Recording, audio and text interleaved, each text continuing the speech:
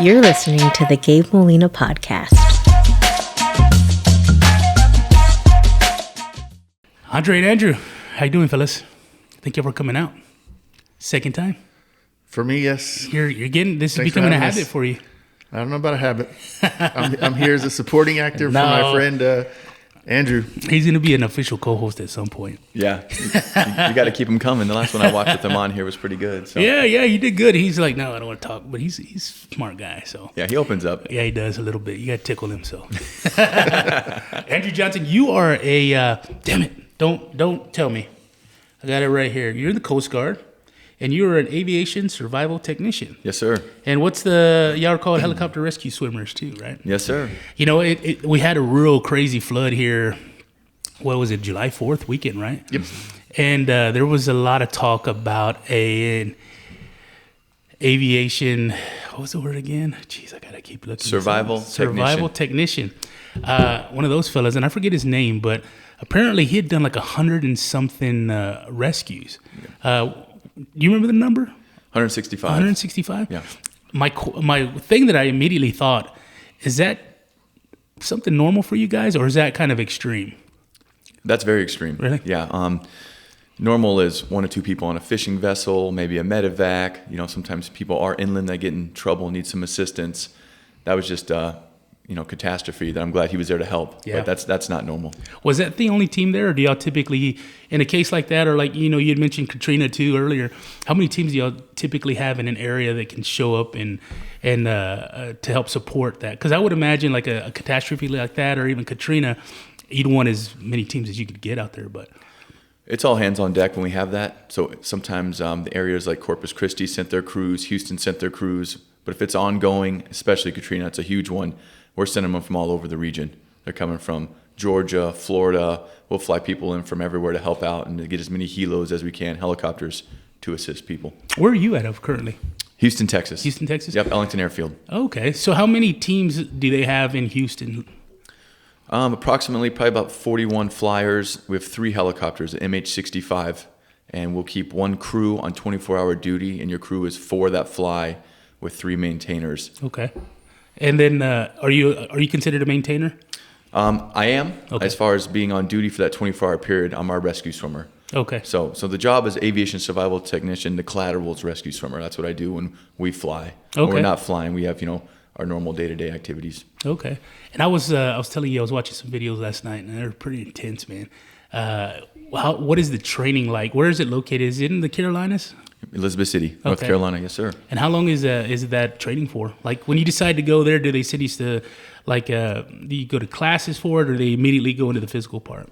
You start with classes. So I'll start by saying I went through Elizabeth City, North Carolina. Now it's transitioned to California. Oh, okay. They're doing some remodeling there, so they moved it to Petaluma, California.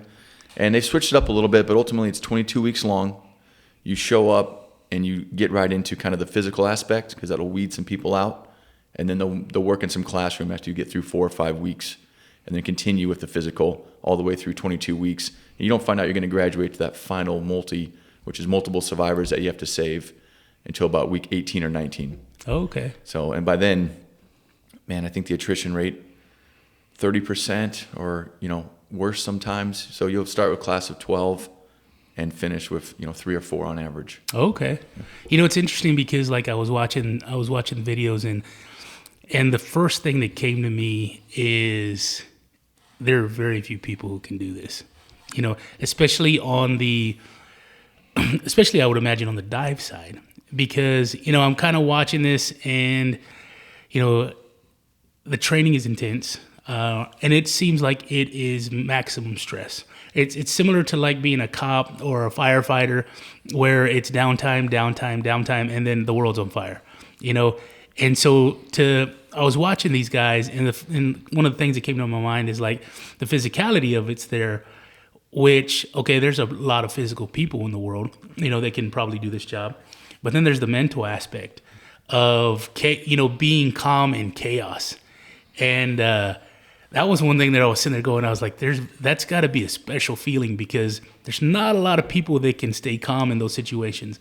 A lot of the training that I was seeing, they were doing in a dive pool or just a large pool. Mm-hmm. And But that's not the case. You're in the Gulf of Mexico, or you're out in the Atlantic, or you're in the Pacific, and it's the wild, man. And you're not out there in calm seas typically. A lot of times the problem is because the weather's terrible. So what made you? Did you have family that was in this, or what made you end up picking a career in what you're doing now? That's a good question. So I grew up in Phoenix, Arizona, not surrounded by a lot of water. Nowhere near water. I was in the desert. Yeah, so let me be a diver. So yeah, you get thirsty, you like water. No, I'm the youngest of a big family, kind of split young. My parents were divorced and then remarried, so I've got a big spread out family. You're kind of Mexican, right? There you go. Yeah. Hey, I'm proud of that. I said, that sounds super normal. Yeah. So just grew up in school, played sports, always outside, right? Come home when the street light comes on, pushing the boundaries, riding my bikes till all hours of the night, that kind of thing. And we joked about, what I'd do after school.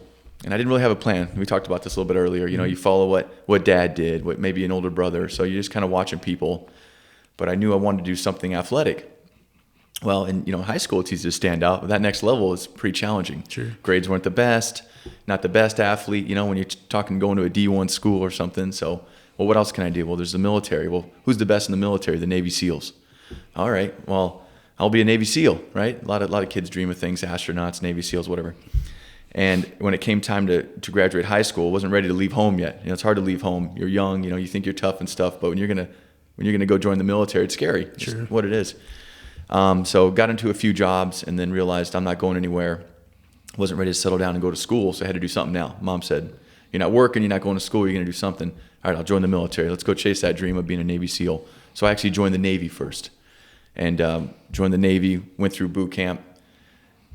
They show the helicopters coming in, people shooting 50 cals out of the door, rappelling, all that cool stuff. Yeah. I'm like, yes, this is what I'm here for. Let's do it. And I go up there and say, I'd like to do this. And they go, your name? I said, Andrew Johnston.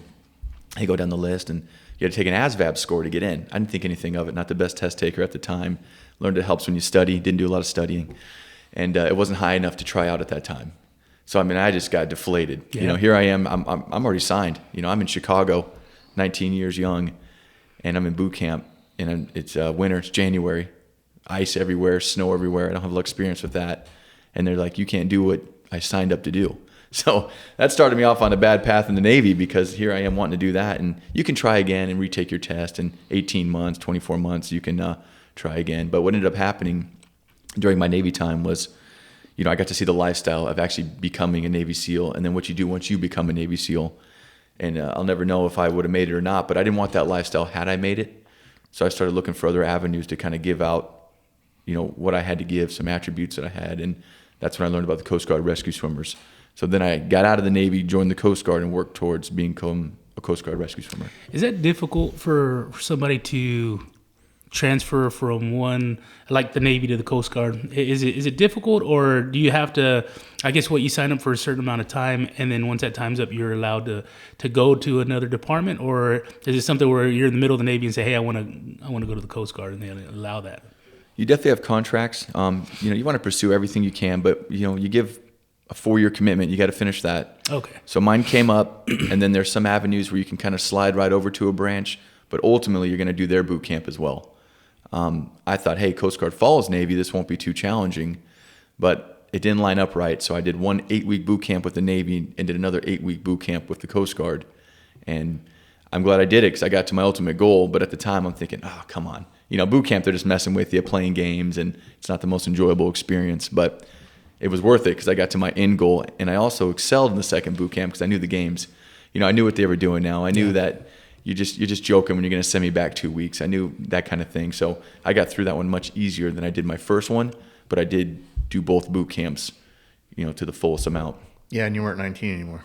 Yeah. That's right. 4 years later. Yeah, a little stronger, a little smarter, huh? Mm-hmm. It helped. It did. It helped. And immediately you went into the diving portion? Yep. So I get that all the time, diving. So we're rescue swimmers. Okay. We don't have any oxygen tanks. We can't go underwater more than a breath hold. And if anyone has a capsized vessel that we're there to help, we have to keep a hand on the outside and hold it while we try to help underneath. Okay. We can't let go and just swim in and swim through nets and fish, all that kind of stuff for danger. Oh, gotcha. Okay. So, people always, you're a rescue diver. We have divers. and they're incredible men and women too. But yeah, we're just rescue swimmers, so surface things and stuff like that. But what was the question again? Sorry. No, I was curious as to some of the training that you guys went through. Is there like and this is me being stupid and not understanding, is there a requirement for like how long you can do a breath hold? Like, is there a certain requirement that, hey, this guy can only hold it for 20 seconds and he's not going to make a good, he's not going to be good at this position? Or is there a minimum there where you guys have to do it? Because some of the training I saw, and maybe they were just showing off, man. But, some of those guys were sitting at the bottom of this pool and just, relaxed. I think one of them was doing a Rubik's Cube or something. Yeah. So to go back to, obviously he can tell us, but a lot of people know or don't know about the movie, what was it called, Andrew? The Guardian. The Guardian, right. So there is a scene. You haven't seen the movie either. No, I haven't. I'm going to have to watch it when we get done. 2006, Ashton Kutcher and Kevin Costner, very good movie. There is a scene where he's sitting down there in like a kumbaya fashion at the bottom of the pool, cool as a cucumber, holding his breath. Really? Yeah. And so I would assume what he's going to tell us is there is some sort of, you got to be able to handle situations. Yeah. Underwater. He and I talk a lot about compare health things because we're both into it. Right. And he was saying his resting heart rate. I noticed you didn't include me in that. But go ahead. In the 30s? Yeah. I think. Yeah, well, mine's in the 52, 53. I think mine's in the 130s. But anyway, we could talk about that also. Might want to have that looked at. Yeah. So you how do you get to that level? Because you don't just show up holding your breath and having a heart rate of 30. I wouldn't think. No, I think some people naturally can do that. My wife's resting heart rate is very low. Really? And if you think about it, if your heart's not pumping wildly, you probably get a little calmer, and you're not needing as much oxygen, so you're just not needing to come up as soon. Oh yeah. Of course, my wife was a swimmer, so she also naturally learned to hold her breath. Yeah. As long as she could to become efficient at racing. You see those deep water divers, like the professional ones. Yeah. That's unreal. Like their heart rates. I have no idea. It's got to be. I think it's like around 20 or lower on some of them. Like when they just relax and they go calm and they just go all the way down and everything just stops. And then, I mean, that's got to be a skill at that point. I don't know if that's. There's definitely some training for that, but I think some people just have it. That's awesome. And what do they do for you guys? Like, do they put y'all on a path to where if you have a terrible heart rate or terrible breath holding, they can train you to get there, or how does that work? So before we even go to the school, we have a Type 2 program, or mine was called an airman program. Oh, he said Type 2. I got anxiety. Yeah. That's messed up, man. Come on. So they start training us before we even go to school. Because what happening in the past was people were showing up right off of a cutter, a ship. That's what the Coast Guard's called. And they weren't having any experience swimming or working out because they're just grinding out to sea, doing the Coast Guard's mission. So they're like, well, that's not fair to them. So let's get them like an airman program. Let's teach them for a few months, get them in the pool, get them on the pull-up bar, have them run. And so naturally, you'll get in better shape, and they'll tell you a little bit about what's to come to kind of help with the mental toughness that you're going to need. And I went through something like that. That'll help you. And then some people just find the calm along the way, but it really is, it's not how much you can hold your breath for how long, because a lot of these people are studs and they can do 3-4 minute static holds, just go down. Wow. It's getting you under pressure, jacking your heart rate up, whether it's 60 flutter kicks, they're screaming at you, flip over, you do 40 push-ups, now get in the water, now swim, 10 yards, and you're coming up like you haven't breathed in, 24 hours. Yeah. So, yeah, I can get real calm, and most swimmers can, and do a easy, a lot of pools are 25 yards, do 50 yards underwater. But can I do that after I've been screamed at, after I've been doing flutter kicks and push-ups? And usually no. I can maybe get to the other side, but you just don't have that. And that's what they're teaching you. All right, be in good shape, get that heart rate low, so when someone's panicked, because if we show up to rescue, it's usually someone's worst day. Sure. Right? They don't want to see panic in your eyes. You got to show up like, this is my job. I'm not new to this. I'm true to this. I'm here to help you. And if you have that confidence, that's what they start teaching us in school. And, many people are in good shape, but you do have to have that kind of mental toughness, mental fortitude to show up and say, hey, I'm here to help you. I'm calm. I do this every day. And give them that assurance that we're going to get you out of here. And that does start with school, and that starts with just, exercising, working out, putting yourself in tough situations so they don't feel tough when the time comes. Yeah.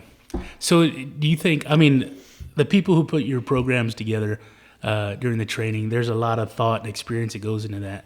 But is there anything in that training that maybe the training doesn't focus on enough that you're learning more out in the field, or do they cover it pretty well? Do they send you out pretty prepared? They do a great job. All the instructors are rescue swimmers. Okay. And they've all been in the field for at least 4 years or longer. So they're bringing in actual experience. And it's just a brotherhood that's been around since 1984. So these guys have been doing it. They've been passing it on. Some things are written in blood, unfortunately. Other things through experience. And they do an excellent job stressing you out, making you uncomfortable, and sending you home, because we are, as far as I know, one of the elite military operators who send our units out solo. Yeah. Right? So we have our crew of 4, but when you lower me down to a boat, to the water, to a cliff, to anything, I'm by myself. There's no battle buddy. There's no swimmer buddy. So you make a mistake, you're killing yourself. You're not just killing the person you're trying to help. So they got to put a lot of pressure on you and really amp up the school to make sure, hey, keep yourself safe, but also you got to save these people. We know when you said a minute ago that in Houston there's only 3 helicopters. The teams, there's quite a few men and women, but 3 helicopters. Like, for me, I go, that doesn't sound like enough. Maybe it is. Maybe I'm just kind of naive to the operations and stuff. But when I think about the amount of area that they cover, and maybe you guys can get to another area that overlaps with somebody else pretty quick, but it just didn't feel like 3 helicopters is a lot. Well, so they do have some in Corpus Christi or around that area. Okay. I've seen them going up and down.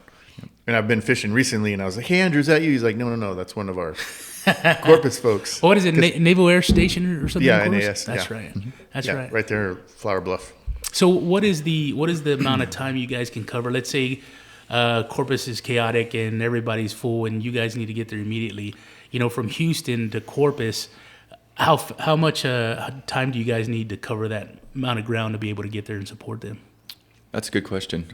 We typically can fly 200 miles with 1 bag of gas. So we fill up. Direct shot, I think we haven't flown there directly. I think we have to stop. We might be able to get there in 1 bag, or you stop just right at the end there. But so we can get there in probably 2.5 hours. And that's usually our max flight. So we'd get there, we'd fill up, we'd be ready to go. For flight for us, 2 hours probably we'd be there. I haven't flown there directly myself, but usually when we take off, our average flight is 2 hours. And if we're light enough, because you're always battling weight in the 65, it's a smaller, it's not the big 60 Jayhawk, Blackhawk that people are familiar with. Little orange guys, a little smaller. You have 2 hours of flight, 2.5 hours max. Okay. So that's kind of what we can do. And if we're flying out to sea, our range is about 90 miles, where we'll have about 10 minutes on scene to make sure we can get back to land. The same 90 miles. Okay. So you're not going to go any further because you'll put yourself out of gas, and you don't want that. So I guess anything outside of that, you send a cutter, right?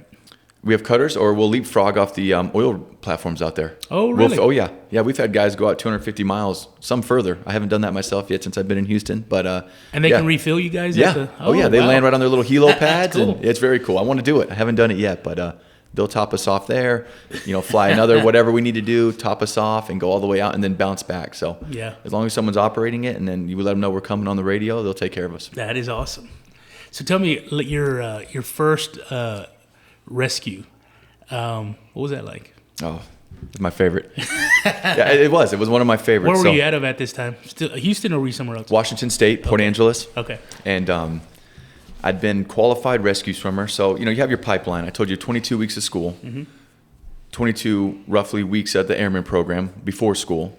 So you're sitting around 8 months, and then now you go out to your first unit. And then you have another 6 months of training, including 7 weeks of emergency medical technician school. So we're all EMTs. And so now you've been itching. You've been training, yeah. Oh yeah. So I'm here to save lives, right? I'm the next biggest and baddest thing, right? That's what we all tell ourselves.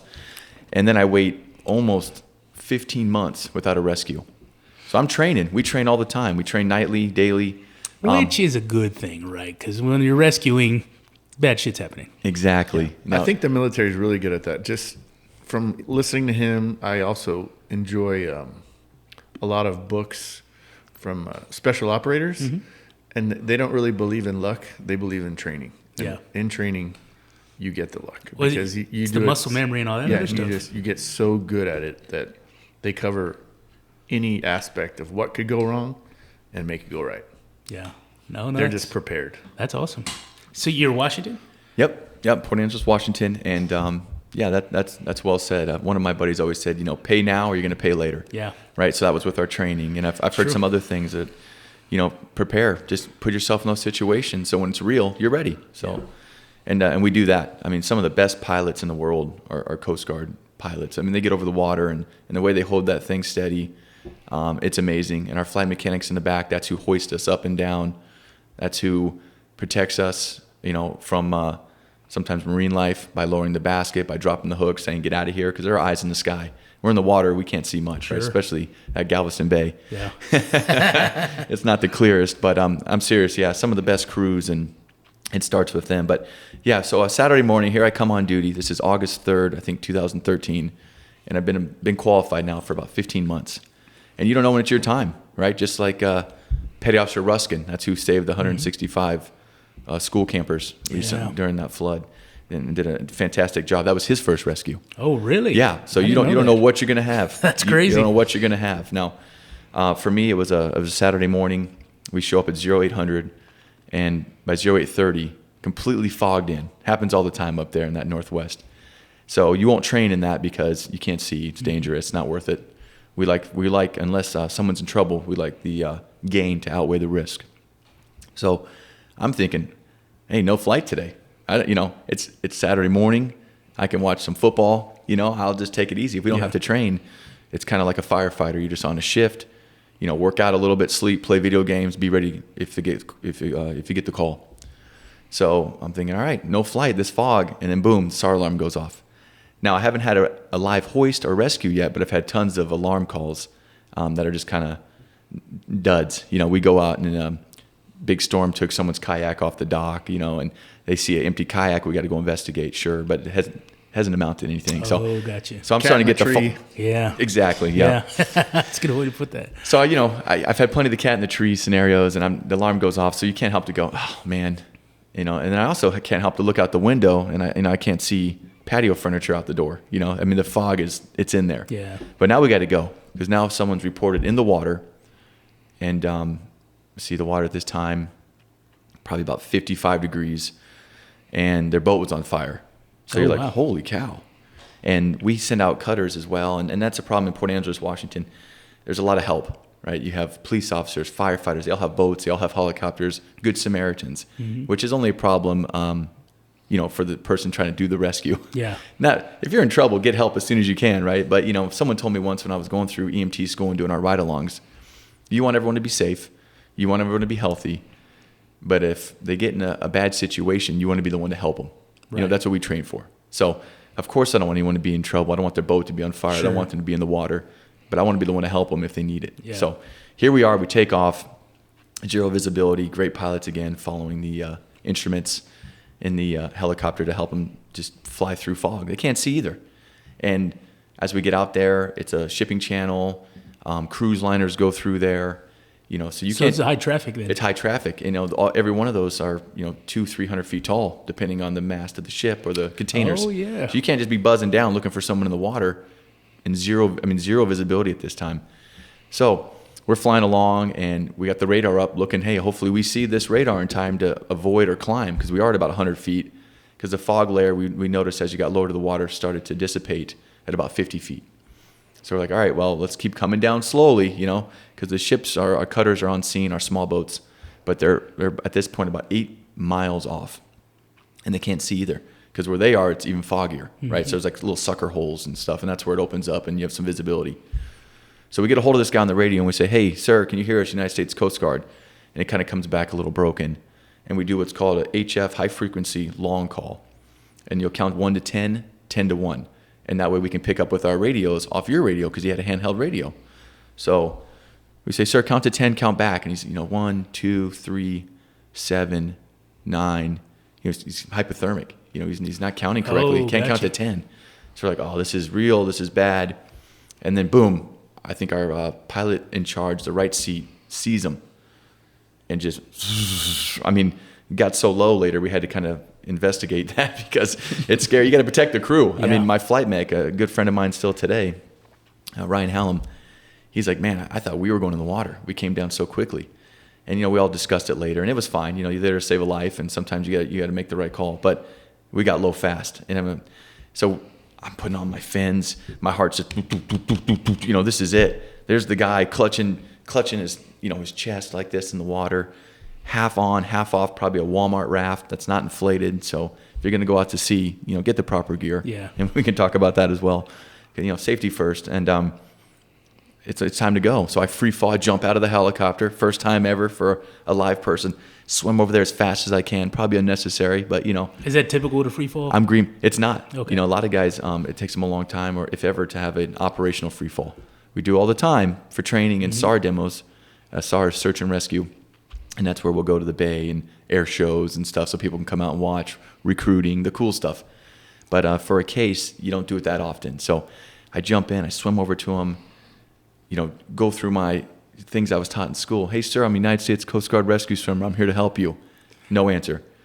Okay, I'd start checking him. You're checking his head. Is he hurt? Is he injured?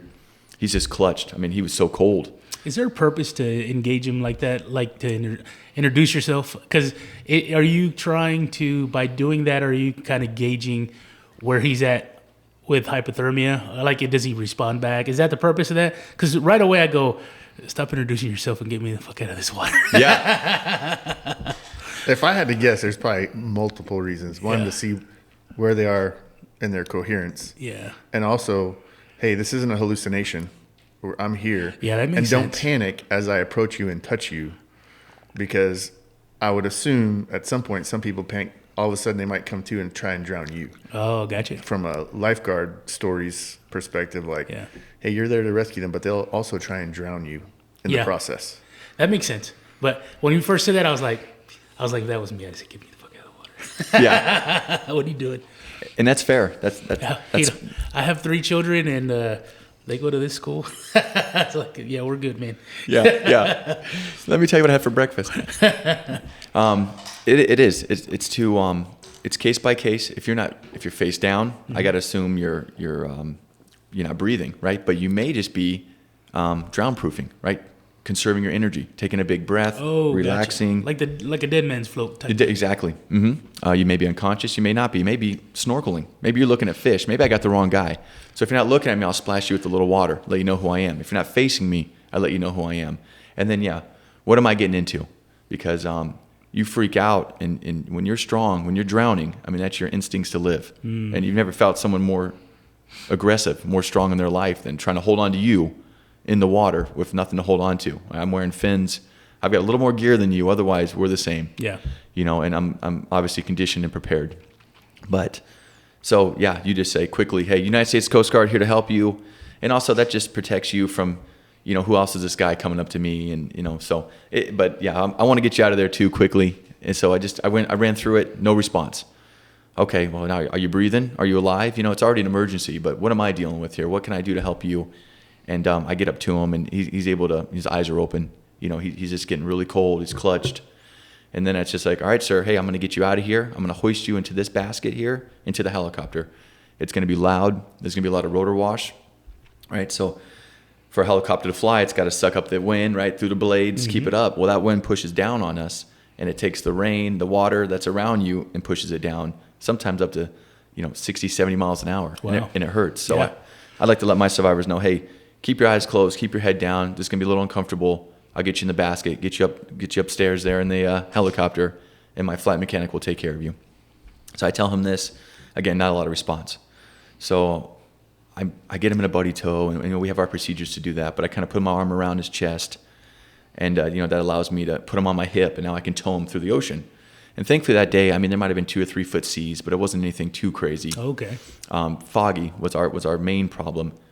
And the helicopter at this point is backing away from me. I'm swimming him over to it, and it's kind of backing off.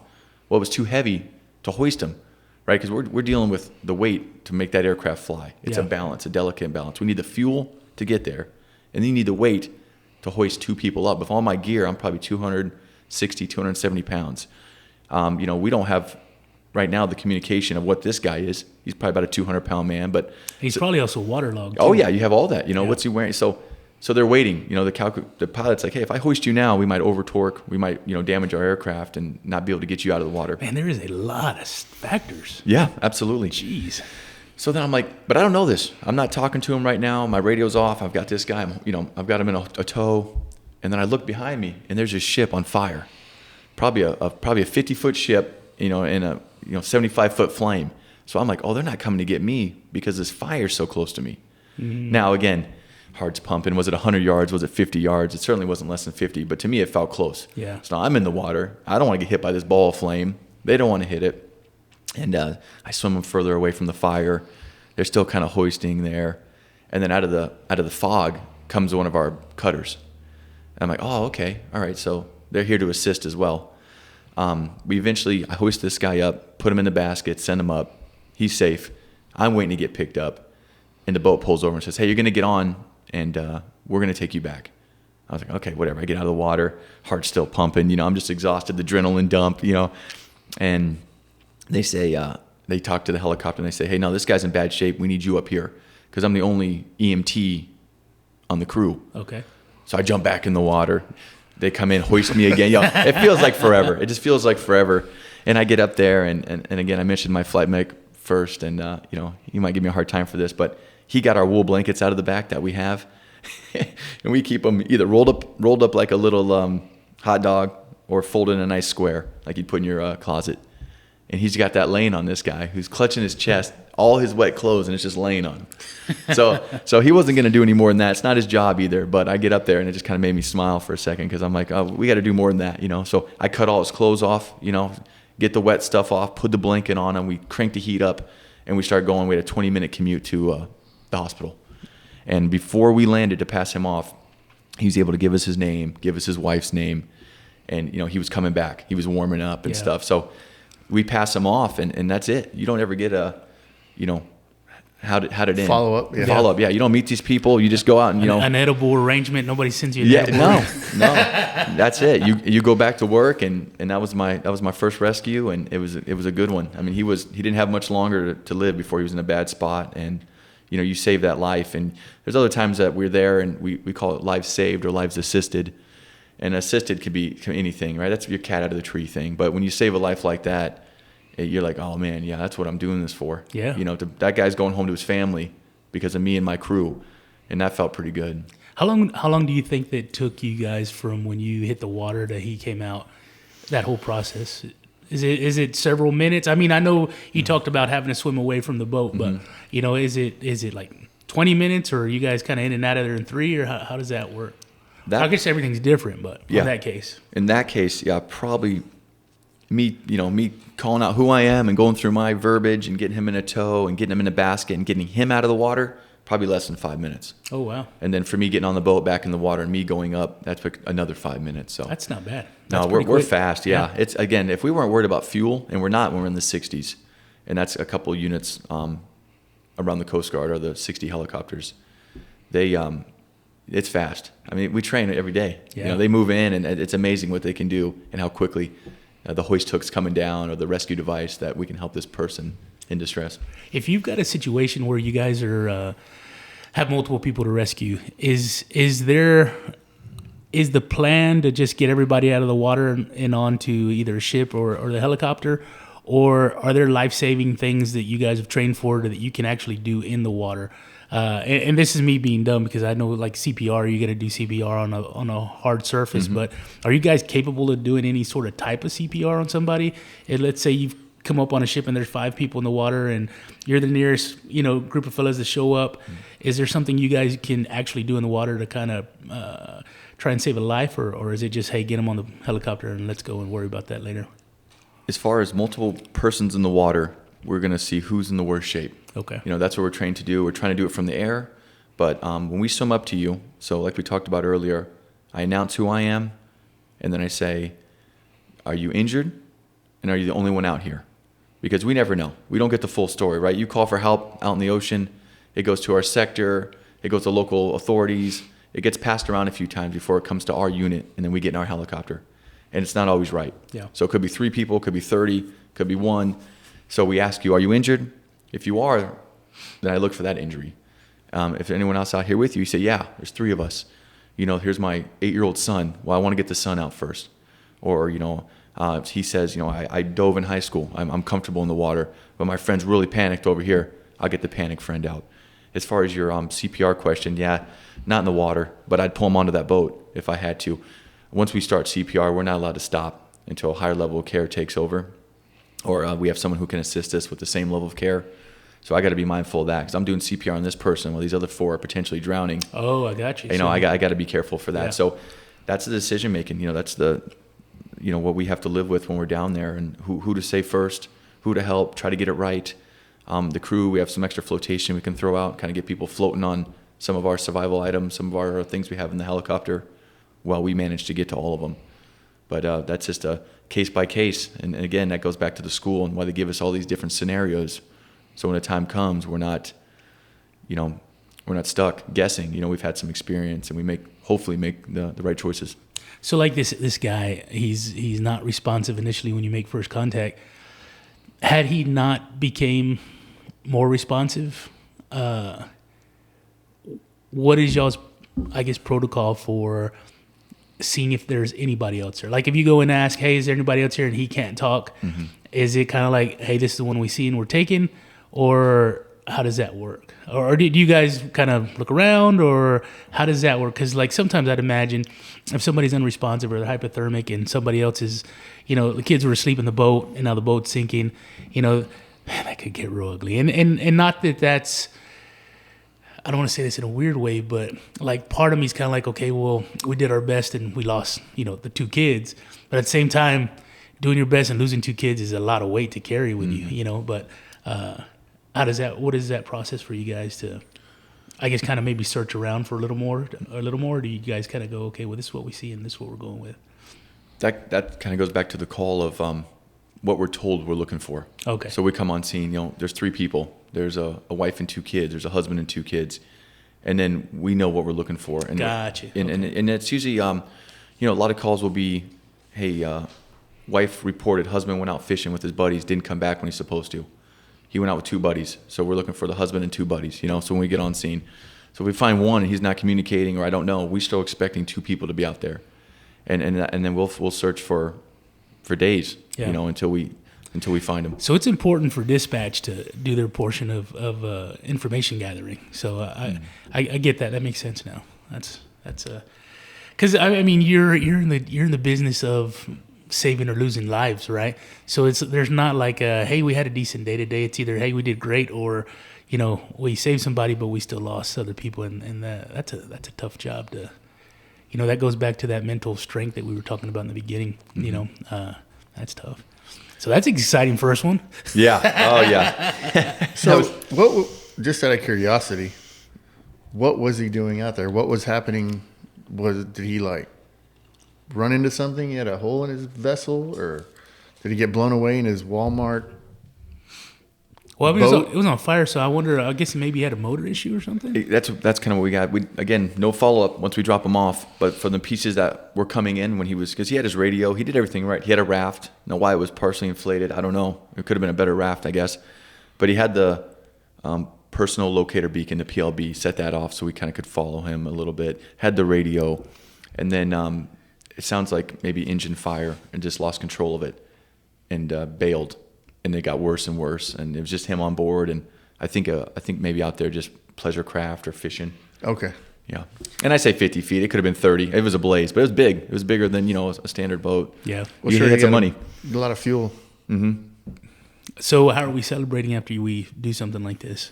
Is there a celebratory Coast Guard celebratory process that we have, or is it just kind of like good game and now roll up the fire hoses and clean up? So typically roll up the fire hoses. And if we get into it, I'll share another rescue that kind of blew my mind, how you're out doing some dangerous stuff and then you're back there playing Settlers of Catan, So that's a different story. But this time, it was August 3rd. It's my first one. It's Saturday, high fives, debrief, talk about it. The Coast Guard's birthday is August 4th. Okay. So we had a big celebration the next day for the Coast Guard, and I was kind of, patted on the back and nice first rescue. Everyone wants to hear your story, so that was kind of neat. That was my celebration. This happened to be the Coast Guard's birthday the next day. And we had a big family-friendly, bounce house, cornhole, all that good stuff. And we're having a good time celebrating the Coast Guard. And I just got to share my experience with the crew and with everyone. And they said, good job. And, just kind of like, oh, I did it, Yeah. I finally saved somebody, so. That's awesome. Call home, let the family know. I did, yeah. That's cool. That's a proud moment. I don't think I've ever called my dad with a proud moment. That's awesome, man. Well, I love to surf fish. And it's funny because you were talking about seeing Coast Guard helicopters off the beach and asking if it was Andrew. What am I not seeing when I'm surf fishing, Andrew? Oh, the man in the gray suit. Yeah. Is it as bad as it could be? We've had these conversations. Yeah, we're not alone out there. They say when we enter the water, right, we're the bottom of the food chain. Mm-hmm. So it's kind of a blind eye is what we live by. Thankfully, there's been close encounters. We've been some rescue swimmers have been nudged. I think a lot of sea lions can be aggressive. I think we've been kind of circled by sea lions and stuff, but we just kind of focus on the mission, so you get down to Miami, Puerto Rico, Hawaii, water's clear, so you can see. So you'll see big sharks, you'll see all kinds of things. But and you said they give you a heads up and pull you out, right? Like, is it like Shark Week tells us where it's like, no, you're safe in the water? Or do they say, hey, if we see anything in the area, you're getting out of the water? Because you got fins on, so you look like a big sea lion, with fins on, mm-hmm. But is that something where if there's something in the area, they are definitely pulling you out, or will they leave you in there up to a certain extent? If it's training, definitely pull us out. Okay. We got a San Francisco unit, right? There's tons of great whites over there. We all know it. Tiger sharks in Hawaii. I was in Savannah, Georgia. Bull sharks, tiger shark breeding area. 75 different species of shark or something. You have to Google. Jeez. Don't fact check me, but a ton. And I'm just like, hey. If it's a mission where someone is in trouble, we're going to grab them. Now, if they've already been nibbled on a little bit, then that's in the Lord's hands probably at that time, and we might have to just send a basket down, right? We have to make the decision of what puts us in danger as well for something like that, and thankfully that doesn't happen too often. But as far as getting in the water, you're not alone. I mean, you're in there. Savannah, Georgia, you went too far inland, and you got 12-foot crocodiles, Oh, yeah. You go out a little bit further, you got bull sharks. I mean, the waters are like, you just try not to think about it, right? You're doing your job. It's going to be some risk. Will you be left, like if, for example, the first guy that you rescued, he was hypothermic, but he wasn't bleeding or throwing his arms and his legs around frantically. Like if there's not necessarily blood in the water, will they typically see all the commotion from the helicopter wash and then you guys coming in and stay away, or have y'all seen them, get interested in you anyway? Some people will say that the splashing in the water is like fish jumping. Oh, really? So it attracts them. And we use Kim lights at nighttime, and that's like deep sea fishing. Is that right? They use some Kim lights sometimes. Yeah. Oh, definitely. Fish are attracted to light for sure. But I would, from the flip side, help Andrew recruit a little. I don't think there's ever been a Coast Guard casualty, right? Like you were saying, it's just been nudges. Yeah, we see something. And also, let's not forget that people do it for fun, too. I mean, I know people jump, oh, shark, I got to go chase this thing. I want to see it. I want to get it up close. I want to ride it. We're talking and I think for the most part, they're anomalies that people get attacked. I mean, truly. Yeah. Do I like them? No, not at all. Have I swam in the water intentionally with them? Yes. You have, really? Yes. I dive and been down to the Exumas and other situations where you kind of get comfortable. And even with my children, I have really done it. Yes. Well, that's scary, man. But I when you think about it, it comes down to, a shark isn't some knucklehead off the streets, right? It's literally food. It's a survival type thing. So animals don't typically, or I could be wrong, but animals don't typically attack out of malice, right? It's kind of like you said, the splashing it's food. It's the light is other fish coming to explore it, and that's going to attract things that eat those things. But you talk about some of these places with clear water, but when you're in the Gulf, I wouldn't imagine it's very clear. How clear is the Gulf when you get out farther? Is it pretty clear? Because along the beach, it looks like shit. It's clearer than for us Mm-hmm. on the beach, unless time of year, right? But I know there's been studies, too, where a swimmer moving versus a non-swimmer is going to not be attacked. It's less likely. So they would attack the swimmer moving? Still. Okay. The still swimmer. Oh, the still swimmer. Okay. Yeah. And I don't know if that's changed. This is something I saw probably Shark Week 20 years ago or something. Yeah. That they had like a little mechanical dummy flopping around and didn't get messed with. Yeah. But the dummy just floating, it got attacked. Have you had an experience with somebody who was attacked by a shark? No. I'm glad you said that too, because I feel very comfortable getting in the water. Okay. You get in your own head sometimes, right? Because you do watch Shark Week, or we're out there training 100%. and we're just in the ocean. Mm-hmm. You're the only one. You drop down in there, so you can let your mind wander a little bit. So that's why we don't think about it. I don't track them on my app. You can track. I don't want to know. I did a stint in San Francisco, and you track them, and I was like, well, let me just see what's going around here. And just in the Bay Area, around Alcatraz, there's 272 great whites that they're tracking and following. Wow. And we're doing a night flight in this water, But we're fine. They're fine. San Francisco's been there from the beginning. No person has been attacked by a shark. No Coast Guard rescue swimmer.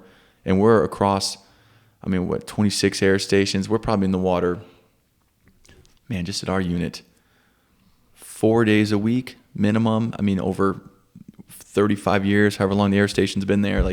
It's safe. Yeah. They leave you alone. We're not their food. They know that. Maybe some of it's luck. Maybe they're curious. Murky water we don't see when they're curious. That makes me feel a little better. Come check me out if I don't see you there. I never knew you were there. What's the most impressive thing you've seen in the water as far as wildlife goes? Or you call wildlife? The man in the gray suit? Is like a huge, do you see a huge shark? Just a shark in general. Shark in general? Just the man in the gray suit. And not to mention, he's like 6'3", 6'4", 200 and whatever. Like he himself is a big shark, if you will, in the water. Yeah. So it's like, that's a big meal, Yeah. A shark might seem like A handsome meal. I got my work cut out for me. Yeah. So I guess a lot of times, they're not very inquisitive, if somebody like him is in the water as opposed to, maybe kids or something like that. So. Right. Now, you said during wartime you guys are part of DOD, but then you're DOH, right? DHS. DHS. Do you guys, are y'all actively participating in drugs coming across the Gulf, or do y'all have any sort of responsibility in that at all, or is it kind of other departments' area? No, that's a big mission of our cutters. Okay. So they're patrolling out on the water. We can be tasked. Sometimes you might take an agent up in the air and fly them around and do kind of that mission. But typically for an air station, it's just search and rescue, SAR. So I did some time in San Diego, and they were flying and helping out the Border Patrol for a little while. And again, it's not our primary mission, but for the Coast Guard, it's definitely one of the missions. That's just what the boats are out there doing, the cutters and patrolling. And they might have us overlook, but from the sky, we don't have any capabilities, from Air Station Houston Other or than something. just kind of gathering information. Yeah, we can tell you, hey, go check this out. But ultimately, the cutter's going to come in and board you and check you out and make sure you're supposed to be here. What is y'all's routine as far as I guess patrolling, beaches in the Gulf and stuff? I know y'all do a lot of practicing and stuff, but typically are you guys up and down the beach just kind of keeping an eye on things, or are we alone when we go to Big Show or Little Show? I can say from a fisherman's perspective, I see him all the time. And being down in North Padre Island, I see him. Okay. And usually we're down there experiencing, 4th of July, Memorial Day weekend, Labor Day weekend, and they're up and down the coast. They may be training just going back, following the path, like, hey, let's just check out the people. I don't know. Yeah.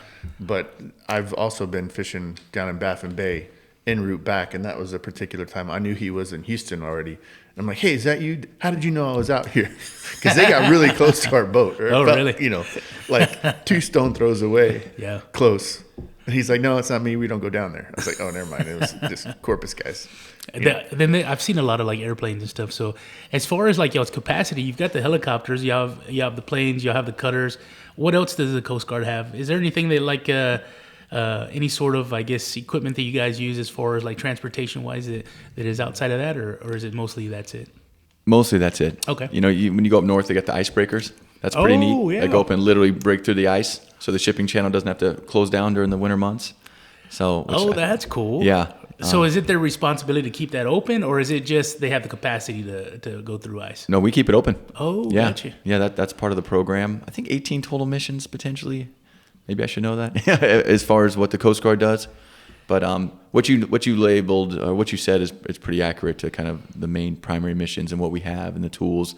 We're not using drones yet. Our budget's pretty small. Yeah. So unfortunately, Is drones on the horizon for you I hope guys? so. They talk about it because if we can send you out a drone out, you're saving a lot of money with the helicopter. You're putting less people in danger in bad weather, and we can confirm it. And then we send a crew out. So I hope so. I just think it's a budget thing, and that's probably I'll be retired by then. But they're still working. They're trying to get better. We do what we can with what we have. Yeah, it's interesting because I'm smiling because I'm just thinking, and it's you started off with the Navy and now you're in the Coast Guard, and man, if I'm being honest with you, and maybe I'm incorrect, the Coast Guard sounds so much more cooler than what the Navy is. So some things I didn't know about the Coast Guard. One, and shout out to Chas McNeil. Okay. From George West. He was a Coastie, and he's the one who told me, you're not going to be in Arizona. You're not going to be stationed in Japan. You're CONUS. You're continental U.S., unless I'm mistaken. 9 times you're like Jacksonville, some coastal beach, water, like that's what Which you're there already to do. sounds great. Exactly. Yeah. Compared to a lot, it's like, maybe, how come I didn't think about that, And another thing that I learned, we went up to Houston to visit them, met some of the pilots, and the pilots, there's a Coast Guard Academy, which is just like West Point or the Air Force Academy. Okay. There's a Coast Guard. I had no idea. I was like, because Lincoln, wants to be either a naval pilot because he's seen Top Gun. Sure. Or he wants to be a special operator, Navy SEAL. Yeah. And it's like, hey, buddy, I met these pilots, like the Coast Guard. You stay CONUS, it's a little different experience. Yeah. But it's hard to convince a 14-year-old. But they think he knows it all. Like, I'm 48, man. And like when I kind of compare, I mean, there's a lot of cool things that I think all the branches do, but being local, being able to be within a nice proximity of your family and your, even outside your relatives or your parents or whatever, and be able to have that close proximity, still be in the States, and it sounds like the training sounds awesome. I mean, it's a very stressful, it's a very taxing career, but man, it sounds awesome. The things you're describing, it's more of a, when you go into like the Army, Navy, Air Force, Marines, they're in wartime. There is a lot of there's a lot of things that you do outside of what your daily non-wartime capacity is, right? But for you guys, it's almost completely life-saving. You know what I'm saying? They're not sending you somewhere to go defend a territory, somewhere overseas.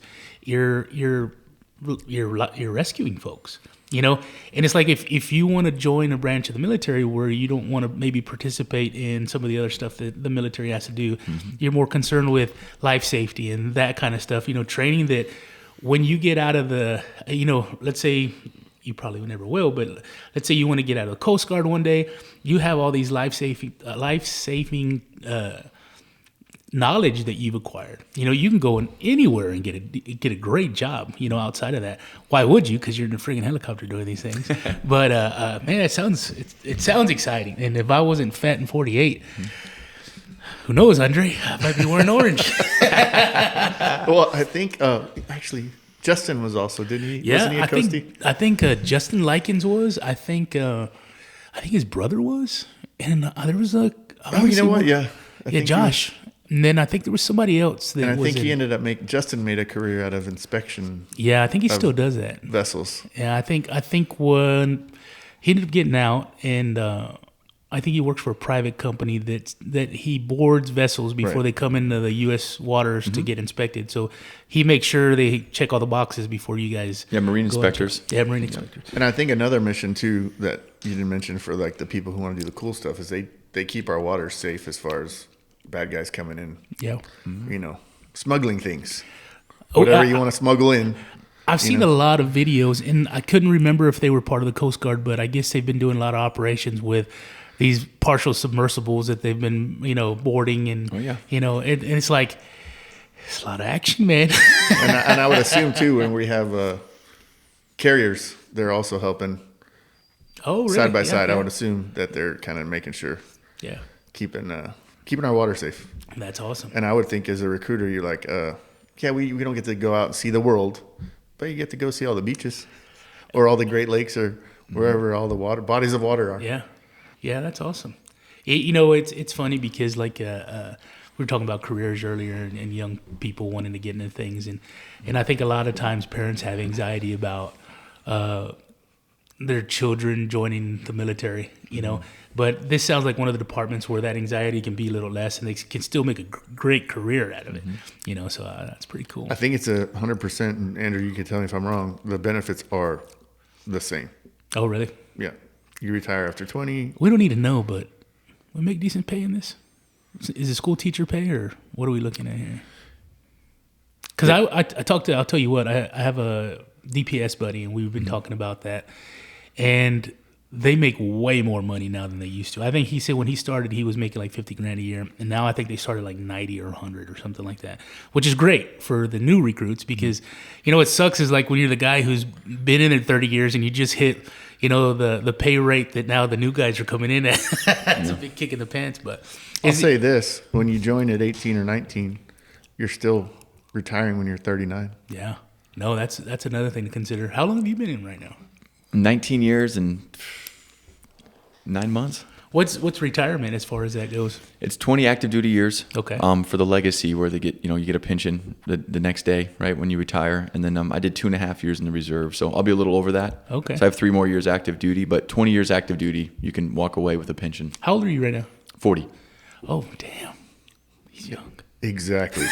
And, you get to join the paycheck of the month club for the rest of your life, right? As long as you're breathing. Just for breathing, yeah. Mailbox money. Is this similar to Border Patrol, or like at 57 you've got to get out? Or I think there is higher tenure, depending on Mm-hmm. rank and whatnot. And then, two, probably the most important thing besides getting a paycheck is you have TRICARE for life. Oh, wow. So health insurance, which we all know, insurance is a little bit out of control right now. Yeah, it's really out of control. They charge you TRICARE's more, there. cover less. So where I think, I don't know what pay is for Coast Guard. I don't want to pretend I know, but I do know that those two benefits, and then you can go do something else. Yeah. You're 40, 41, 42. You have easily 10, 20 years. You're 40, dude. Exactly. In my prime. you're in the meat. Yeah. What is your long-term goal? I got a couple different avenues to pursue, but it's kind of to stay something high speed. I just don't think I can. Would it be in the Coast Guard or eventually outside of that? Oh yeah, I'm sorry. I'm going to retire. So I have 2 children from a previous marriage that live in Phoenix, Arizona. So I'm going to retire in 28 and then move back to the Phoenix area, and they'll be starting high school and middle school. So I'll get that close time with them. So that's my main goal. I'll do whatever I have to do to just be around them at that time. Yeah. And then we'll open it up from there. I've got a pretty good resume. I've done a lot of neat training in the Coast Guard. I've got a lot of connections, and pretty personable. I like to talk to people and meet with people, so I think that'll help me. So I'm not worried one bit. I had a very beautiful and successful wife. So we've heard both of you did fairly well. Yeah. Don't tell them. We're Dogs. still. Hey, trophies. Yeah. That's We right. are the trophies. Yeah, I've been unemployed for a month and we're broke. Yeah. So what's another pretty, I guess, impactful rescue that you were part of that kind of really made an impression on you, or just kind of, who knows, maybe just kind of changed the way you were as a person, where you said, oh, that was heavy, or something where you said, man, that was it made you feel really good to be part of it. So Yeah, let me go back to just a little bit of the benefits and stuff that you mentioned, because you asked about the career pay as far as teacher, police officer, firefighter. I think you do start off pretty low, but when you're adding in dental, medical, basic allowance for housing, BAH, it starts to grow. You can make money, you can save money in the military, and again, you're just getting all that experience. Yeah, you're getting that camaraderie.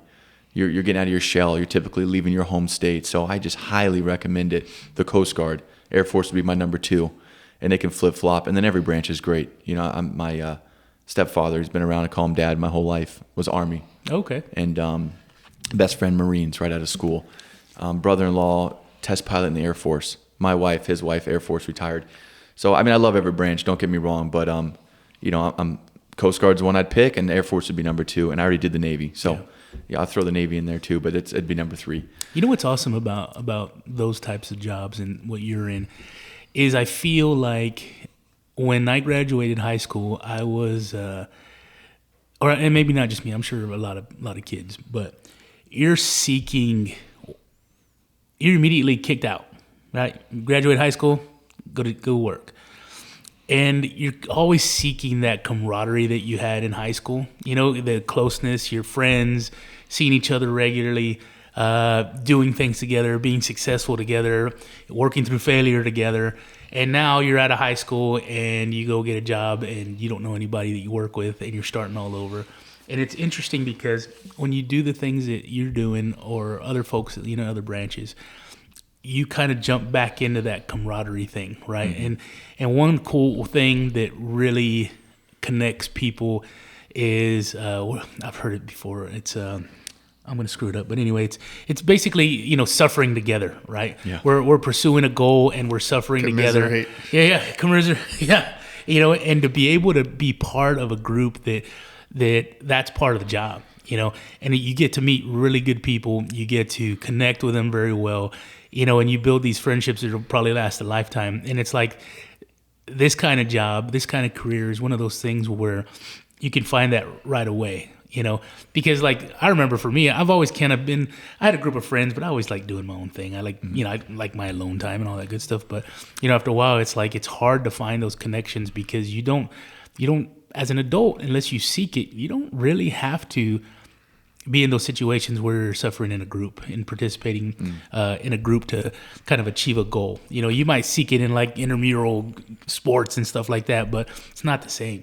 You know, to do something like what you're doing and you're on a crew and you guys have a common goal and you understand his job and he understands your job and we're working together. I mean, that's got to be a good feeling, especially as a guy, because I think we seek that. And I think we grew up with that, a lot of us, you know, when we're younger, and a lot of times we seek it when we're older, and it's harder to find, you know, as you get older. So here's an interesting perspective. So you were asking about the pay. Yeah, I don't think it's like a high pay like you said, but you always have a place to sleep and eat as a young, let's say, airman in the Air Force, because that's what I know from my wife's career.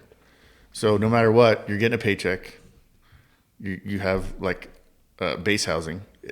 They usually don't live off base, and you can go have 3 squares a day, no matter what. So it's kind of like it's almost like you're being supplemented in other ways, right? As always. far as like, you know, the pay may not be astronomical, but you're not also paying for every little single thing that you buy in life. Right, and I don't think there's really many people that are become rich while they're in the military, but I have a friend who got out at the 10-year mark, a very good, close friend, you know him.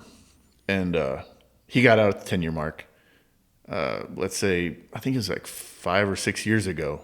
He came to see me in Colorado at the Air Force Academy graduation where Trump spoke. And he's like, man, I wish I never would have got out. Mm. He's like, this is so inspiring. Yeah. And he made his money.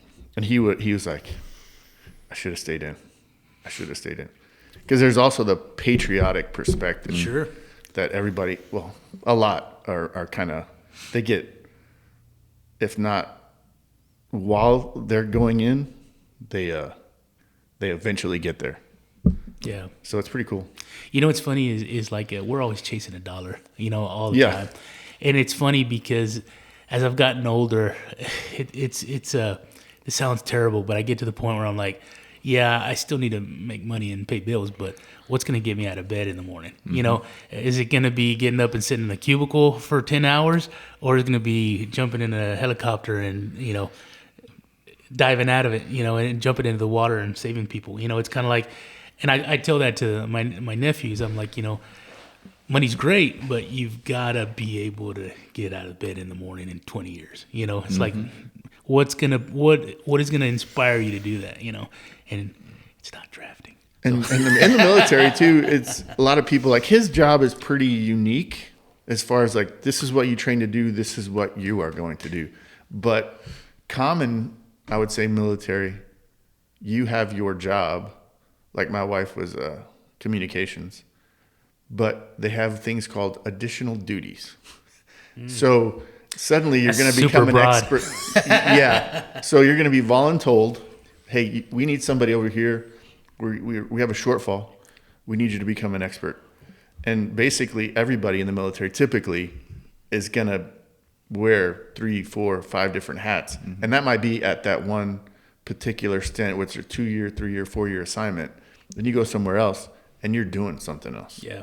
And you may have signed up to be a plumber, but then you end up doing something totally different. I mean, who knows what you're overseeing. That's kind of cool. I mean, there's some interest in that. So you get really well-rounded folks who are, to use a typical word, coachable.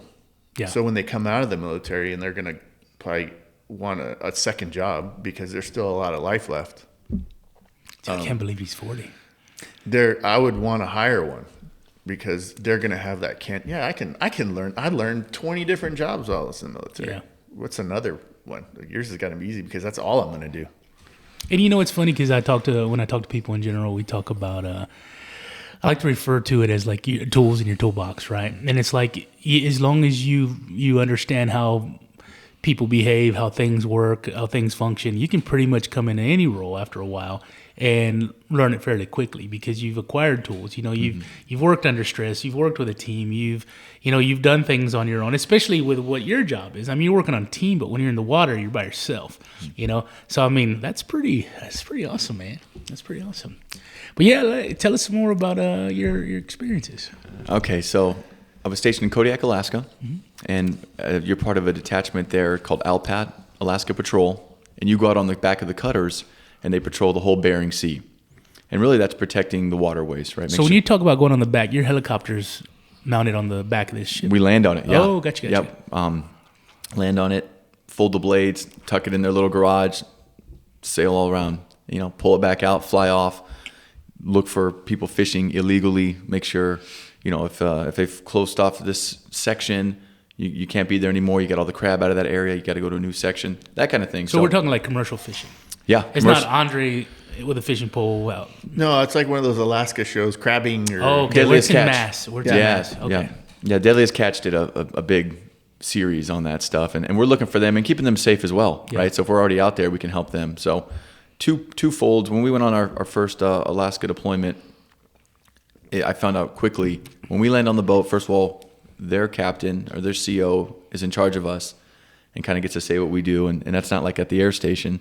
So I was like, oh, okay. And second was, we're out here for like fishery patrol.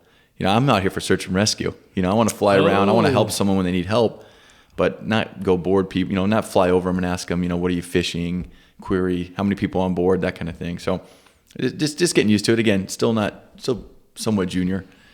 And you don't have any search and rescue unless something goes wrong.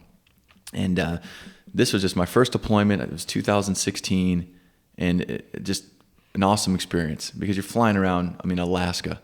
You can see grizzly bears, you know, huge moose, all kinds of just animal, huge whales. I don't know if they're blue whales. I still don't know to this day, the size of a school bus. Wow. Just we're flying over these things. And unforgettable. And then when you're not on the boat, when you get to go to land, you're in Dutch Harbor. And Dutch Harbor, where a lot of those boats come in from the Deadliest Catch, and met some of them. And that's a neat experience too, because their show was pretty popular. Maybe still is. And we're in Dutch Harbor, and we're just kind of hanging out. The cutter's doing its thing. It's going to pull in a few days. And we had a little apartment that they give us to sleep in, a couple bunk beds, things like that. But it's cozy, it's fun. You get to know your crew. And huge storm comes through. Pretty typical. It's not a big, 100 knot winds it's Alaska. You're out here in Dutch Harbor. It's called the Aleutian Islands. You're on the chain, and you can run those chains. I think when it finishes, you hit Japan, almost a stone's throw away. Oh, really? They go all the way from Alaska and just keep running all the way. I believe it'd be Japan. So, we're about halfway in the middle of those. Dutch Harbor, Alaska, huge storm rolls through, and the SAR alarm goes off. What kind of swells are you looking at? This was inland. Oh. Yeah. Oh, so, okay. yeah, again, we're following the water. We're not flying. The cutter's out to sea. They're going to meet us in a few days, and we don't think any big deal. We're not flying in this weather. And I say storm, it was a snowstorm. So it wasn't just rain, clouds. It was snowy, and we're sitting there hanging out, watching TV. Alarm goes off. Well, this in Dutch Harbor, you got to get in your truck, drive to the hangar, really close, small island, pull the plane out, set it up, and then go do the rescue. We drive over there, about 5-minute drive. We're pulling the helicopter out. This is just our crew I kind of mentioned earlier. You got 4 that fly. When you go on this deployment, you got 2 maintainers. And those 2 maintainers will act as flight mechs. So there's only 1 rescue swimmer, but there's 3 flight mechanics.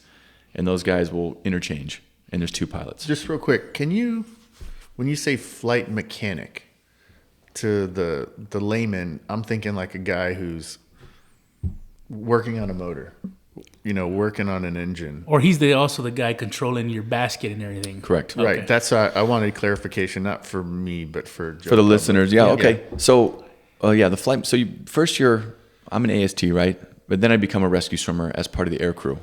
They are AETs. The E is for electrician, and the M is for mechanics. Okay. So aviation electrician technician, aviation mechanic technician, AMT, AETs. And then they become flight mechanics when they become part of the crew. And they back the pilots up, check the gauges, make sure everything's copacetic up there, and then do all the hoisting in the back and take care of us. Let me ask you this real quick, because when you're describing the scenario, like immediately I think, how do we keep in... Does ice accumulate on y'all's rudders in flight, or is there a certain amount of time you can be out and something like that before you have to get back? Because immediately I'm thinking ice, and how do we avoid that? Is that a concern as well? Absolutely. Okay. Yeah, we don't have de-icing. This deployment was in December too. So yeah, I'm leaving out some stuff because I still get excited. This one was still, I still think about this one. Crystal clear day, 3 hours before we got the call. And 2 people went out in a Robinson 22 helicopter and flew through a pass probably less than a half a mile wide, big 2,000-foot mountains.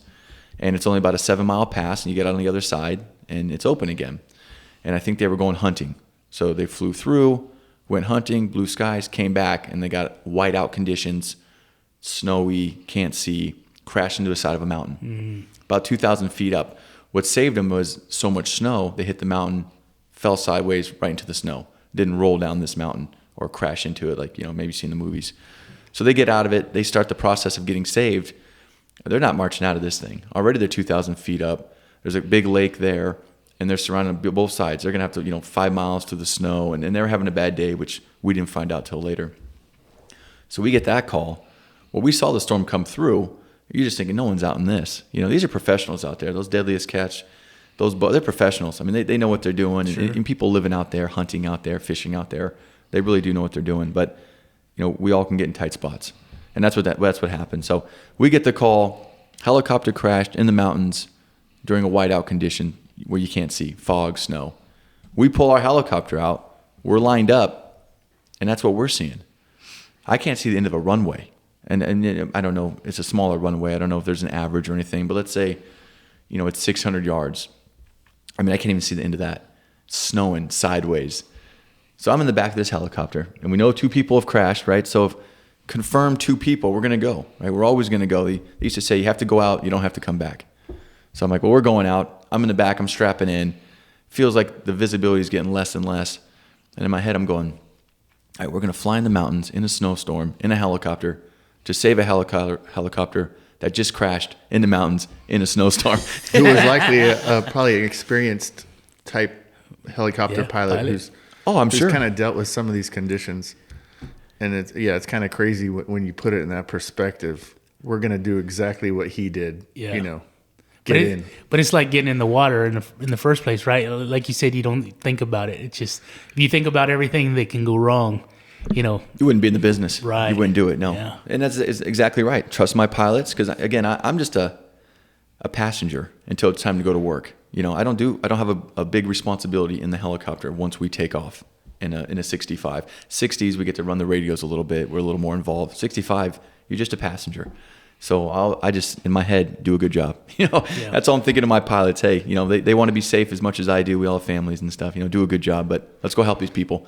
And they were amazing. They did a great job. And we flew through this snowstorm, kind of hugged one side of the mountain. So if we had any kind of helicopter problems or ran into something, we had an out. We'd go down and right away from the mountains, wide out condition. If all of a sudden you can't see, hey, we're going to go down and right. We had a great plan. We find these two people doing everything correctly, you know, marching out in the snow, waist deep. Oh, great. Let's land, and I'll go out and talk to them. We didn't want to get into a hoist and then get in a wide out condition. That's really scary. So you're able to find a location to put the helicopter We tried. down. Okay. So we tried the first time, and we're too deep. And the flight mechanic's like, hey, no, we'll wave off, pull us out of here. All right, shoot, we can't land. We don't know where to land. You know, the mountains, nothing's that flat where we were. All right, we're going to hoist you down, but we got to do it quickly because the weather's it's clearing up a little bit, but we don't know when the next, it's going to push through. So they lower me down. It goes smoothly. I hike over to these guys. Thankfully, they're both upright, not too injured. One guy's face is a little bruised. They had fallen through some ice water, so they're wet. He tells me, you know, I fell in the water. I lost all my stuff. You know, he took like a sleeping pad. He had he had a couple things with him. He lost it in the water, and I'm like, okay, we're here now. You know, we're gonna help you. I didn't have to tell this guy anything like the one in the water. Yeah. You know, he knew who we were. We were there to help. I said, you know, we're gonna hoist you out of here because that was our plan when I went down. Well, plans change, right? We gotta live in the moment. The weather's coming in again, and this helicopter's like, man, we don't have time to hoist all three of you. We're gonna land and pick you up, you know, by any means necessary. So they find a better spot about 100 yards up this mountain where they could land and at least let that weather hopefully pass through a little bit. That's coming in again because it's getting that whiteout condition where you can't see. So I'm on my radio. I'm talking to them a little bit. I check these guys over. They're doing fine.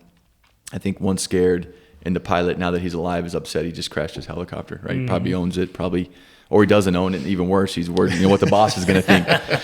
So he's kind of just looking a little upset. Where I'm thinking, hey, buddy, you know, I'm out here. We're saving your life here, and you look like you're upset about something. But we get him into the helicopter, and now we're too heavy. So we're up the mountain, and you can't take off. Again, right? We just added two more bodies. Oh, so you got big body Johnston in the back, and our flight mechanic and the two pilots. We just added two more grown men. You know, together probably weighing somewhere around 400 pounds. So are we dumping fuel? You can.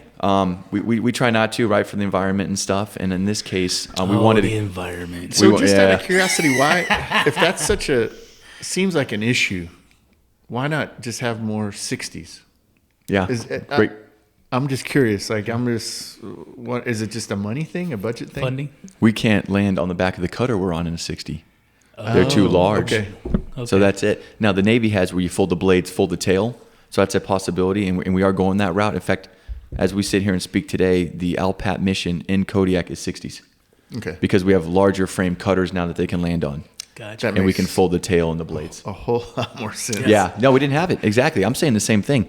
I don't want to fly around this little guy, you know, because Kodiak, Alaska has 60s, and that's their primary rescue helicopter. The ALPAT side is the 65. That's our little orange one that you'll see around here. Corpus Christi, Houston, I mean. Yeah, it just seems so limiting. It is. Every story, it's like, we got this little thing, and we're going to run out of fuel, and we don't have the capacity. It's almost like we've just budgeted enough to do this mission. You know, there's that room for error isn't there. You know, it's almost like, okay, we've got just enough fuel and just enough weight capacity, and then we run into Gabe in the mountain.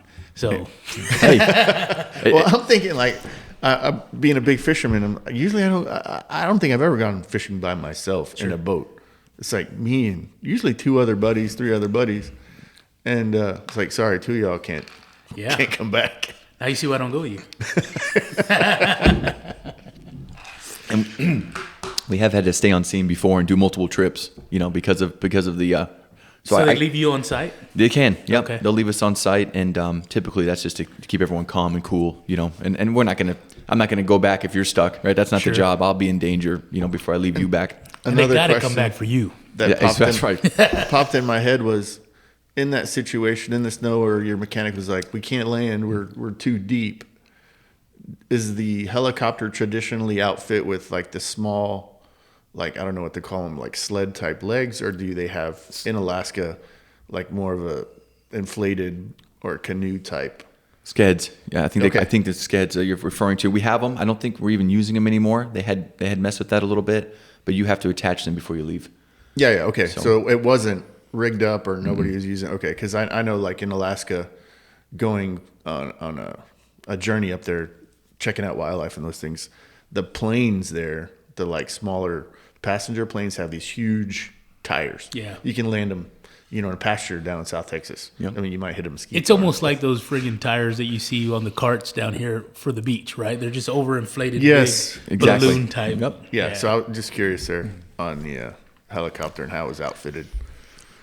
No, that's a great question, right? And I wanted to be in the 60 as well. 60 has more room, more power, more fuel. So it's just a matter of what it can do, and it can't be on the cutters or couldn't be on the cutters.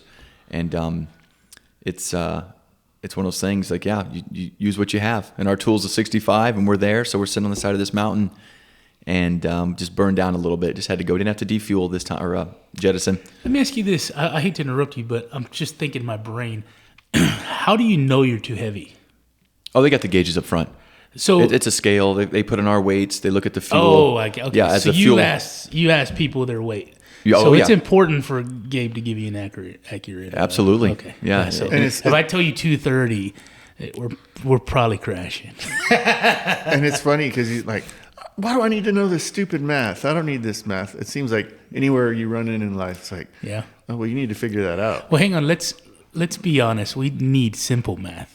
We don't need all the algebra and all that other crap. Yeah. Plus Yeah. and minus and subtract. So Yeah.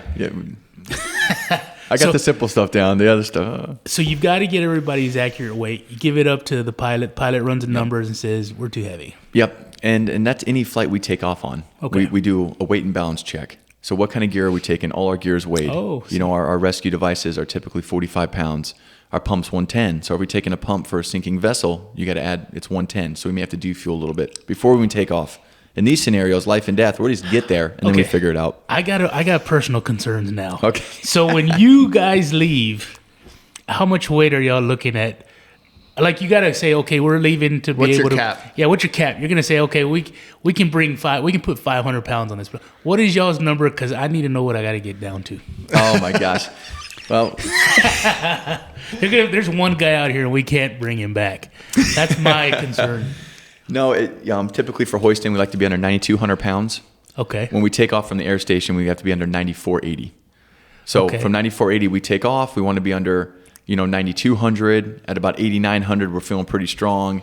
And as you go down, we can take all those are all that weight, plenty of weight. So you'd burn down a little bit. Sometimes if we're right on scene and we're really heavy, we have had to jettison fuel to bring someone on. But we've had as many as what's one of the records I've heard of in the 65, maybe 9 people.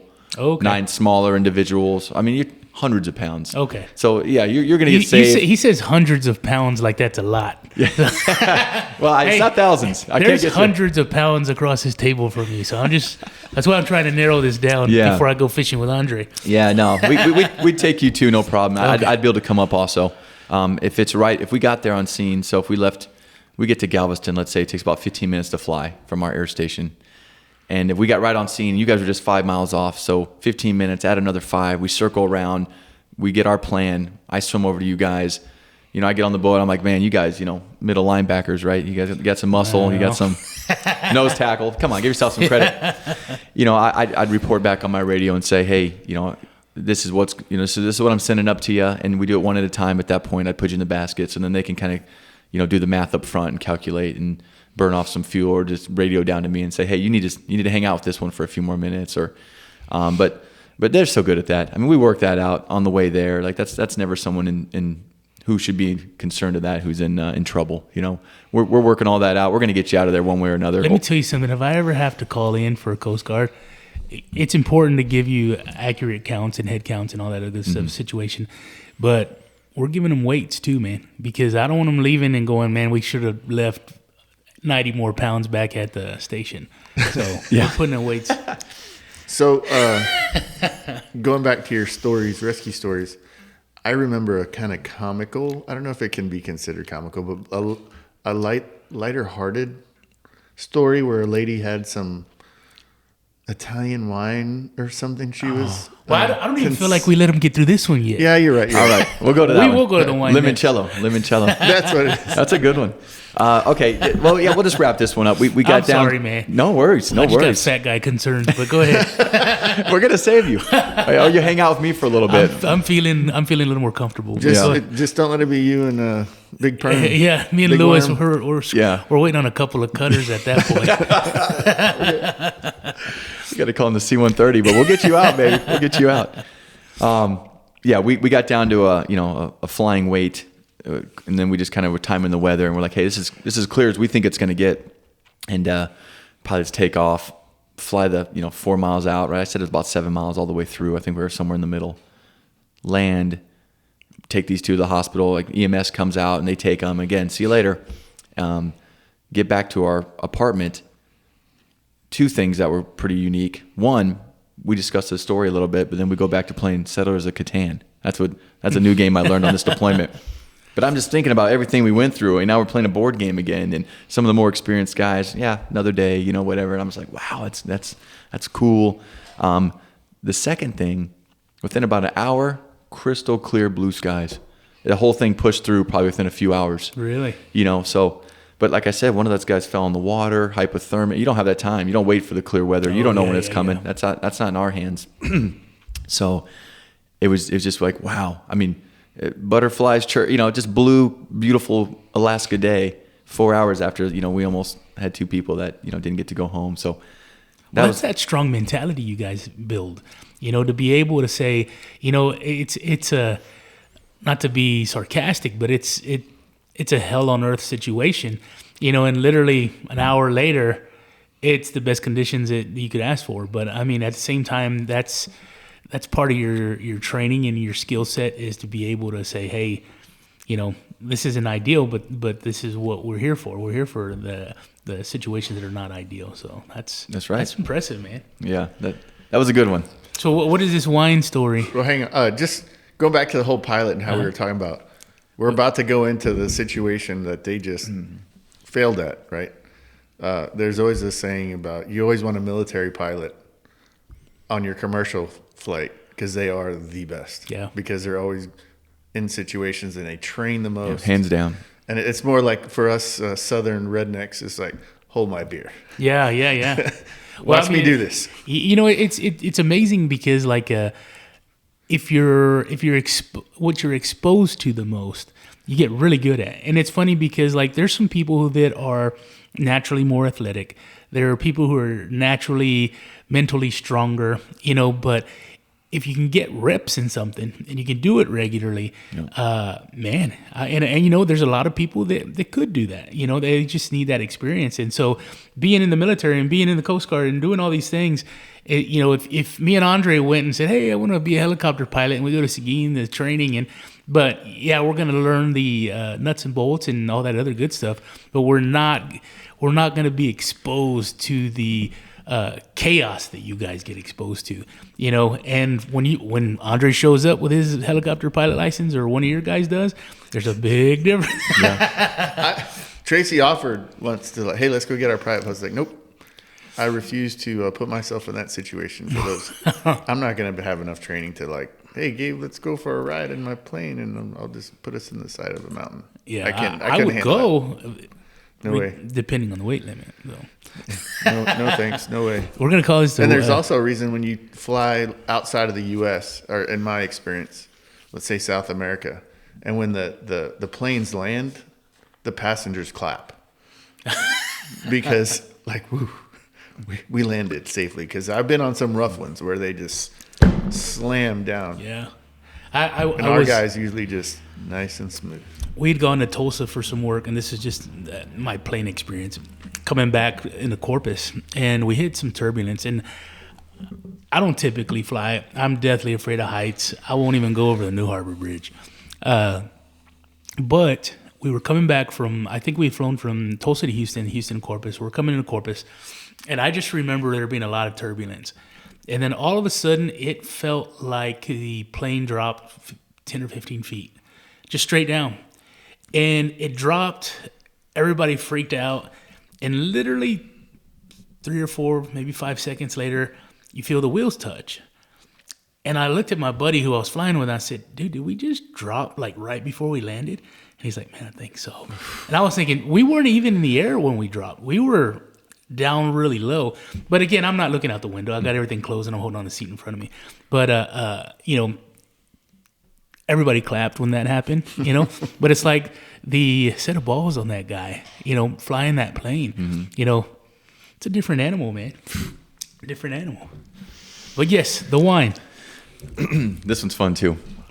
This is in Savannah, Georgia. We got a call, I think 4:30 in the morning, and it's a yacht that's sinking.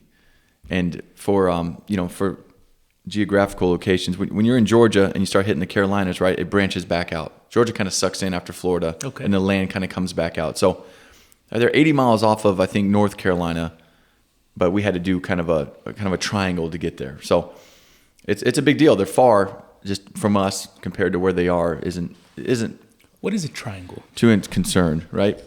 What is a triangle? Yeah. You see, we had to do a triangle to get Oh, there. no, I'm sorry. I'm just saying, like, we didn't go straight out 90 miles. Oh. This is for us, like, 120 miles to get them kind of thing. And then when we got to them, they're only like 60 miles from shore. Okay. So we're just doing kind of, you know. Gotcha. Yeah. Gotcha. Yeah, I'm sorry. Not like a procedure or anything. But it was legit. They're out there. You know, we're like, okay, a yacht, no, that's kind of neat, whatever. Hit something in the water, calling Mayday, doing everything correct at this point. You know, we got a geographical location. Boom. We're about 5 miles out. Sun's getting ready to peak up, and we see a flare shoot off. And that was the first time I've seen someone use a flare in distress. Well, that's pretty cool. I think the whole crew actually noticed that. We're like, did we just see a flare? So that's a little, you know, red. Yeah. Yeah, the red flare gun. And then we get closer, and he's got one in his hand. That's another one we have that we use that you hold up in your hand. If you think of like Jurassic Park, with the guys holding it, you know, waving it. Or like the European concert festivals. There you go. Yeah, gotcha. That's it. That's kind of flare that will help us see you from further away and at nighttime. So they're doing everything correctly, and that's a guy on this boat. So we circle around and like, all right, you have lower me here on the boat. I'll talk to him. Go down there, and you know he's just got all the information he needs. He goes, I think we hit a container. Because they'll fall off the container ships, I guess, quite often, and they float, but it's right below the surface. Gotcha. So they get hit. Well, this guy hit him. He said it was like 3 a.m, and it felt like we hit a wall. And our boat practically split in two. It didn't, or they'd be at the bottom of the water, but it split, and they're taking on water, and he did his damage control and shut all the right things in places and kept them afloat, but they're sinking. So that's when they called the Coast Guard. Coast Guard, you know, sector got back to us. Here we are on scene. And I'm like, okay, do you have a life raft on board? He's like, yeah, I got it. You know, we got everything. You know, I got a nice 10-person life raft. I say, okay, well, I feel better now. You know, we're still afloat. I know we're going to have to go back and get fuel because it took us a long time to get there. Like whatever I just made up, 110 miles. To go back now at this point, we're only 40 miles off of, I think, North Carolina. From Savannah, Georgia, it took us 110 miles to get there. Do y'all overlap? Like, let's say you show, like in this case, you're going to show up, you've got to go get fuel. Yep. Is there a new crew that comes out while you are getting fuel, or is it like, hey, I promise I'll be back kind of thing? Yeah, good question. No, we're the crew. We're the crew doing Okay. this. If it's out of our capabilities with one helicopter because there's 10 people, we'll call in another crew. But now these people are coming from home, right? We don't have that time. It would take a couple hours. So no, we're the crew. We're going to come back. We know where we're going to go. We're thinking of this en route. So we have our plan. It's just like how many's on scene. Like I said, we want to confirm. We find out it's 3 people. And then it didn't take long to say, hey, you know, we got to go get fuel. We'll come back for you. So I stayed on scene. And I'm on scene. It's a sinking vessel. We don't know how fast, how quickly. We brought a dewatering pump I mentioned earlier. We hoisted down. They lowered me down from the helicopter to the boat. And then I got a trail line that kind of helps us guide the rescue device or the pump. We lowered that down, and then they took off. So you stayed with the boat? I did, yeah. Okay, I would feel better. I'd be like, these sons of bitches. And they did too. And that's where kind of the wine, the limoncello comes in. Because now I'm hanging out, and we're going to dewater this thing, keep it afloat. And we're starting to fire this pump up, and we're setting everything up. And the deckhand, who's also kind of like the pilot, he's doing it all, 26-year-old. He's like, he goes, hey, there might have been what are you telling me, like a gas leak or something down there, and these are just little Honda engines, right? And I'm like, let's not mess with the pump then. I don't need to be firing stuff up with fuel. I don't know what's going on where we're going to kind of have these hoses going. I said, you're afloat right now. Sun's up now. It's going to be a pretty day. It's 10-foot seas, but they're not we're going up and down, but it's not going to, whatever. I feel comfortable. If we have to get in the water, we'll get in that nice raft you talked about. Let's leave this pump alone. He's like, okay, well, let's go inside now. I'll give you some water. I've got my dry suit on because you have to wear it because it's the temperature of the water, temperature of the air makes us have to wear a dry suit opposed to a wet suit. So I'm sweating because the dry suit doesn't allow any water in. For people unfamiliar, you put on some nice comfy layers underneath it. You put it on. It's got neck seal. It's got a wrist seal. Doesn't let any water in. Well, it's not very breathable either. So you're just sweating. So they're like, I'll give you some water. So we go inside the yacht. I stay by the door. It's still, I don't know if this thing's going to sink. So I'm always thinking like, I'm getting out of here. I'll pull you with me, but we're going to stay by the door. Is it listing at all, or is it just? It's very low. Oh, okay. Not listing, but sitting low. And I think I got a picture somewhere on my phone, but it's sitting lower than it should be. So it's definitely full of some water, but they stopped it from actively coming in. So I just felt very comfortable, and I knew the helicopter would be back within about an hour. So now we're hanging out, and I'm getting the story. So it's a husband and wife who own the yacht, and yearly they hire someone, a deckhand / pilot, so they can just hang back and relax and live the good life, to take them from up near maybe Connecticut area all the way down and around near Florida, I think Miami. And it's something that goes on. They park the yacht, they do whatever. Pretty cool gig. Yeah. And it's over Thanksgiving. So we're just sitting there talking, and I'm telling them, hey, when it comes back, this is how I'm going to rescue you. I'm going to put you in a basket. And they got to leave everything behind. We were rescuing them, and sometimes we take some valuables. But again, back to our weight issue, right? Yeah. So you're not taking big things. Take your purse, keys, wallet, backpack, couple of, passports, whatever you have on you. And the wife goes, well, I've got a case of limoncellos down there. I don't want to leave my limoncello. And I said, well, ma'am, I'm sorry, we can't. She goes, you take it, don't waste it. You have it. I'll give it to you. She got a turkey in the freezer. She's going through the list of stuff. And I'm just laughing in my head because my mom loves limoncello. Oh, really? So I'm like, oh boy, if I brought her back some limoncello, next time I go visit her, she'd love it. But it was just lighthearted because they felt relieved that I was there. Like you said, even with the plane gone, they're like, you're here, and we'll get that a lot. A lot of survivors, panic, scared, thinking they're going to die. And then all of a sudden you give them that assurance. Hey, it's going to be okay. And that kind of gives you, what are you giving off? Again, I'm not scared. We're here hanging out. Yeah. We'll tread water. We'll be in the raft, whatever. I know who's coming back. I trust my team. And they sensed that and relaxed. And, we made a few jokes. And then to wrap that story up, it was a pretty dicey because I said those 10 footers, right? So you have your waves, right? The top of the wave's 10 feet. The bottom is the, crest. And they got the crest and the what's the bottom of a wave? The Trough? Trough, thank you. You have the trough. More math. When you don't time it. Yeah, you're right. This is where that drafting, it's used. Yeah, you guys are my guys. Degrees coming in. See? Yeah, you're at the trough. Well, when that gives out, as they're trying to hoist you, you drop 10 feet. I can take you fast. Yeah. So I put the first one in the basket. And so people know 10 feet's a basketball hoop. So that's it's not. You said you were calm about it, but that's pretty significant difference, especially when you're trying to put somebody in the basket and it's moving. Oh yeah, that much space. That's a super good point, Gabe. They have to, part of the pilots and they have to time it all. Where am I going to put him down at? Correct. Another concern I have, but anyway, go ahead. Well, yeah, fair enough. Fair enough. So that's the flight mechanic working the hoist cable because it's retractable, but it's not that fast. So you can retract it, lower it. The pilot's, is he going to stay in a hover? Is he going to go down? Is he going to go up? So they're working that game. I'm not in communications with them. I'm on the deck now. We have radios, but I need my hands to help. And I helped the lady first, maybe early 60s. And I was like, ma'am, we're going to get in this basket. Stay seated. Keep everything in there. And I'm going to hoist you up. I was like, you're just going to sit in it. I'm going to make it nice and easy for you. Did she get a limoncello with her? She should have. I probably could have took one bottle. I didn't. She gets in this thing. It was like head first, foot in the air. She couldn't sit in the basket, So we're moving around. I'm sliding all over this boat, and it's going up and down. And I'm like, just sit down. I'm getting the basket, because I can't hold on to anything. Well, this is a nightmare. And this is, as you're talking, I'm just envisioning this. Like, you can't have tension, or you can't lose tension in that cable, correct? Because if, a part of me is kind of like, well, if it's moving that much and you let a whole bunch of wire out, that way it floats on the water, you can't have that because once it goes back in tension, exactly. That's a bad deal. And that's what you're dealing with. And it's a snag hazard. Yeah. So this guy plays out our metal cable and it's 10 feet. What's that getting wrapped around? That's because guess what? Then it's around my leg. Your leg, yeah. And at one point it was on my helmet, a little bit around my ear. And that scared me for a bit because it's called cable management. We're meant to do it, but 10-foot seas. We're rocking back and forth. Jeez. That was I'm downplaying it a little bit, but it was a pretty gnarly situation. And sure enough, I get her in there and I'm timing it and she shoots off like a missile. Now you hold a basket kind of away from you with fingers over it to where you don't get your fingers ripped off. Yeah.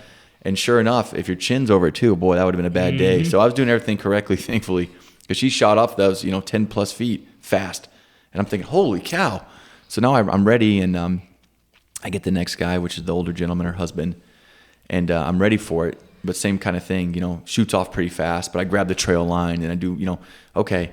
So then I radio back to the pilots and I'm like, hey, I'm really, we're sending them off pretty quickly. I don't want to jerk their back, give them any kind of other injuries. They didn't have any injuries, so I didn't want to give them any injuries. But I said something like, hey, could we do the hoist, a little bit slower or whatever I said. You said, because I'm not trying to have that happen to me. That would look terrible on those two people. Yeah. Well, just after fact, when we put this story together, all they heard was do better. If I asked them if they could do better, I didn't say it that way though. Yeah. So that's the telephone game we play as kids. Hey, were they women pilots? Yeah, no. Okay. No. That's how my wife is. Yeah, no. Just do better. I didn't say do better. She hears something other than what I actually told her. They were ready to argue with me. But those two were pretty challenging hoists. The first lady, having trouble getting in. Second one did a little better, and then the third guy's a young kid. He's there for adventure. And this 26-year-old, he's filming me when I walk back in to get him. He's having a good time, and I'm like, oh, I'm glad you're having a good time.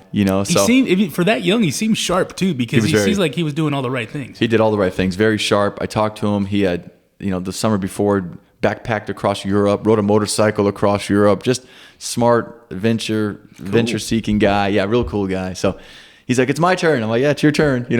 He wasn't scared or anything. He had the best hoist. And then lastly, they picked me up. And so there you go. That was 4 people in the back plus our crew, right? So 3 of them plus me, 7 of us. And we flew back to 40 miles. And then that's it. It's like an Uber. We got you there. We don't give you any other help or assistance. We bring you to the airport and then we go, back to business. Does everybody have to go to the hospital once y'all pick them up? Or is it just kind of protocol? Hey, we pick you up, you're going to the hospital at some point.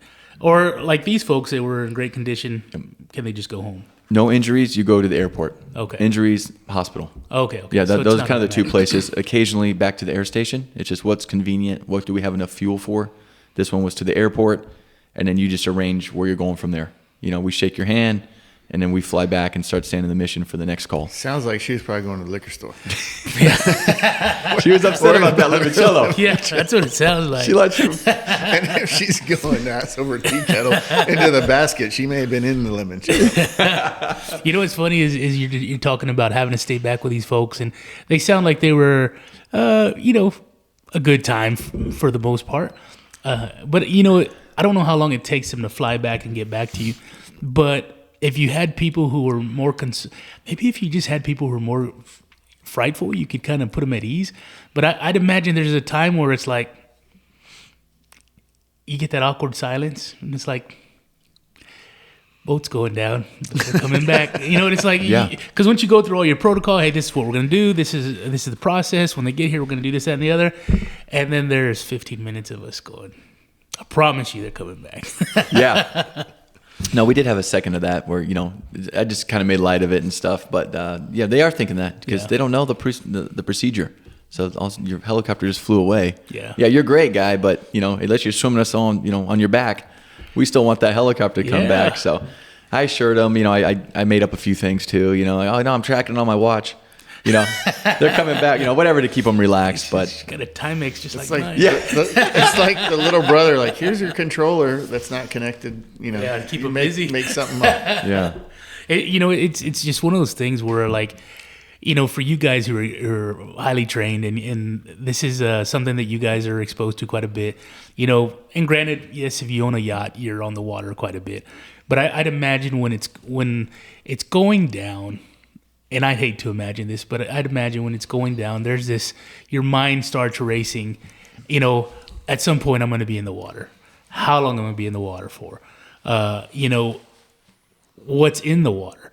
On top of that, it's, when we go to the beach and we go out deep into the water, it's like your head is pretty much at water level. And when you're out a certain amount of distance, or, it's like you don't see anything, all you got is a head sticking out of the water, and that's kind of one of those things where the situation that you're in, you're the tiniest thing inside of the biggest thing.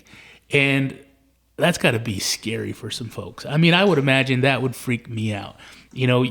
Same thing for you guys, but at the same time, you see it from an elevated perspective. You know how far land is. There's communications.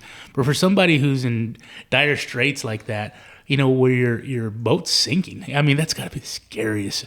The first guy story you told, the guy that was in the water already and freezing, and it's like your boat's on fire. I mean, the thought of death is probably hit him several times while he's out there. And then he was probably on his way there with the hypothermia. So to be able to be rescued from something like that, man, that's gotta be heavy for the person experiencing it, but also for you guys to sit there and go, okay, well, we just literally sent somebody home to his family, and he'll probably get another 30 years out of life, or you know what I'm saying? Sometimes I get real heavy in my thought and stuff like that, and it's like, how do you keep from overanalyzing things? Or is it just that repetition keeps you from overanalyzing things? Because sometimes you can have an experience where you go, man, that impacted me heavily, and do I really want to do this anymore? I have kids, I have a wife. Is this something I want to put myself in, or is it kind of one of those things where, hey, we're trained, and when you were talking earlier, I was like, you were talking about everybody's position, everybody's job, and I was like, I bet everybody hates him. Like everybody's like, he thinks he's Tom Cruise from Top Gun, right? Oh, it's like he shows up, gets in the plane, does all the cool shit, and then gets the girl. Gets the girl, and then gets a free ride back. Do you have those experiences where you go, man, that was heavy, and I'm rethinking things, or do you just reset right away and you're ready to go again? A little bit of both. Definitely a lot of reset going on, because we do the things paramedics do daily. No, they do it daily. Excuse me. We don't do it daily. Sure. Nurses, people. I can only imagine a trauma nurse, we don't see it every day. So in a sense, we're not as conditioned as maybe they are. So hits us a little harder. Sure. And then firefighters, any kind of on scene, carnage they see and the things like that. You got to live with that, and we can seek out. We have some help, people we can talk to and stuff. We just get a chance to do it in places people can't get to. That's our training. Yeah. A mountain, ocean, rivers. So you try to remind yourself, hey, they may not all make it. Sometimes they're already dead on scene when we show up, and we just, what can we do? How can I be ready to assist you? It's my job. I like to think, in a sense, I mentioned earlier, wanted to play sports in college and just had to realize I couldn't do that. It wasn't in my line, but I felt like I had a gift. I felt like I had some athletic ability that I could give more. I'm kind of a giver, wanted to give. So I found myself in a position where I could be a Coast Guard rescue swimmer and give you my all. But what does that mean? That means staying in condition. That means staying smart on what's current in your job. How can you keep up with the 20-year-olds? Like I started at 19, now I'm 40. Because we're doing the same mission. We got the same physical standards, same weight standards. We got to do the same job, except now if they're 20, I'm 40. So by doing that, it just allows you to be ready and know, like, hey, we show up on scene and it's not a good day. I know I was ready. The Petty Officer Ruskin, who helped 165 campers, I could have done the same thing, right? And so can the next guy. And he mentioned that as well, right? You have to be prepared to not always be the hero, and and live with that. And sometimes you have sad days, and you go back and you talk about it a little bit, and we're pretty good about kind of debriefing and get some emotions off your chest. You don't want to hold on to them and kind of bury them, because that's not healthy. But ultimately, you're ready. You're going to do a good job, and you'll do the best you can. And when you do that and you have that mindset, you can live with it. It's interesting because, like, I think for a lot of people, I try and put things in perspective for myself, and it's like, your parents get older, they get sick, you do things for them, it's totally different than what you're describing, but there's this ability to say, okay, I've got a problem, and I'm in this problem, and I'm not concerned with emotion, I'm concerned with solutions, right? And so you work through those problems, and you find the solutions, you get through them, and then when it's finally done, in this case, whether you're taking care of parents or whatever you're doing, it's the drive home, it's the sitting at the house where you start to analyze everything in its totality, and you're like, geez, it gets heavier then, so I guess in the debriefing it helps. For a lot of guys, is there opportunity for? I know you talked about being able to talk to folks, but is there opportunity for guys? I know I've talked to Benny Cantu, our buddy. He's been in. He had to go to a lot of therapy after a while. He was I think he was a gunner in a helicopter. He spent some time in the sandbox. Yeah. Yeah. And so being able to have exposure to somebody to provide therapy for him, because you're asking him to take part in something that's pretty traumatic, And so same thing for you guys. I mean, you guys are put in positions where you're looking at catastrophe from angles that we can't even imagine. So do they offer something like that where, hey, you can come talk to a therapist or something like that? And is that something that's available to you guys for when y'all do experience something that's heavier than normal? Yes. Yeah. Okay, I'm a peer myself. There's a CISM peers, Okay. Critical Incident Stress Management. Oh, good. So we get a little extra training to talk to people. And, as a peer myself, if I need to talk to someone, I can talk to another peer. I can reach out. You can go through our medical clinic and see people have seen, psychiatrists, whatever you need. And a lot of times on bigger bases, maybe Air Force, something like that, you'll talk to someone in that field who also has some experience in it. Because sometimes it's hard to sit down with someone who, has sat at a desk their whole life. Sure. And talk about trauma from a helicopter or from, being, in operations or theater, in, sandbox, right? So you talk to someone a little more like-minded, and that's kind of our debriefing, because that will be with other rescue swimmers that can relate, or other pilots. And, just bringing it up a little bit, and hey, you're okay. That's okay to have those feelings. Yeah. Or sometimes it's okay not to have any feelings, right? Sometimes it's just the job, and you're hanging outside 245 feet over a cliff, 210 feet out of the helicopter, which is what that quick math, 480 feet above the sandbox, the ocean, I've been there, and you're like, holy cow. Yeah. It all goes well, but at the time they have an emergency procedure and they got to do a quick landing and figure you out. Are they taking you up? Are they letting you go, cutting you? And, you get back and you're fine. But for a second, you may not have been fine, and those kind of things. So you just talk to someone who's like, yeah, I've been there too. This is how I felt. Oh, you felt that way too? And that's good. It's just healing. You just talk about it and you feel good, with how you handled it. And if you didn't, you talk about it and you move on. And That's good, and I think that's where I think that's important for a lot of folks to have that opportunity to talk to a peer, somebody that's done it, done what they've just done. I think a lot of times folks, and this is just me being ignorant, not knowing any better, but I think a lot of times folks hold on to their experiences because they don't want to talk about them, and then when the opportunity's passed, then that's when things get uglier. Because they never had the opportunity to share their experience, to be able to talk through it and understand it a little bit better, and then get somebody else's perspective who may have been in the same place, and now you're retired, you don't have access to those folks as readily as you did once before, and now you're just kind of alone with those thoughts, right? Now you need somebody to really talk to, and it's like, well, you should have done that immediately, and maybe there's some, I'm not a therapist, but maybe there's something to be said for that immediate download, right? Mm-hmm. Right after your experience, sit down and go through it all and talk through it, as opposed to waiting 6 months or 10 years, and after a while, now you're ready to talk about it. And it's like, well, you've accumulated so much extra trauma to that. So that's big, man. That's not only is it an exciting, pretty dope job, but to be able to have access to folks to kind of, like you said, debrief and have the mental aspect. I guess your mind and body has to be healthy, but so does your mentality towards what you're doing. So that's awesome, man. Well, fellas, y'all got anything else y'all want to share? No, that's been great. Yeah, thanks for having me. I appreciate you coming out, Andrew, and I appreciate you bringing him, man. You're welcome. But it's nice meeting you. I'm sure we'll do this again. I'd like to circle back with you, down the road when maybe after you retire, or maybe just another weekend to come out and hang out and BS. So I'd love to. I appreciate you coming out, Andrew. Yeah. Thank you, Dre. You're welcome, buddy. Thanks for everybody. Bye. Thanks for listening to the Gabe Molina Podcast.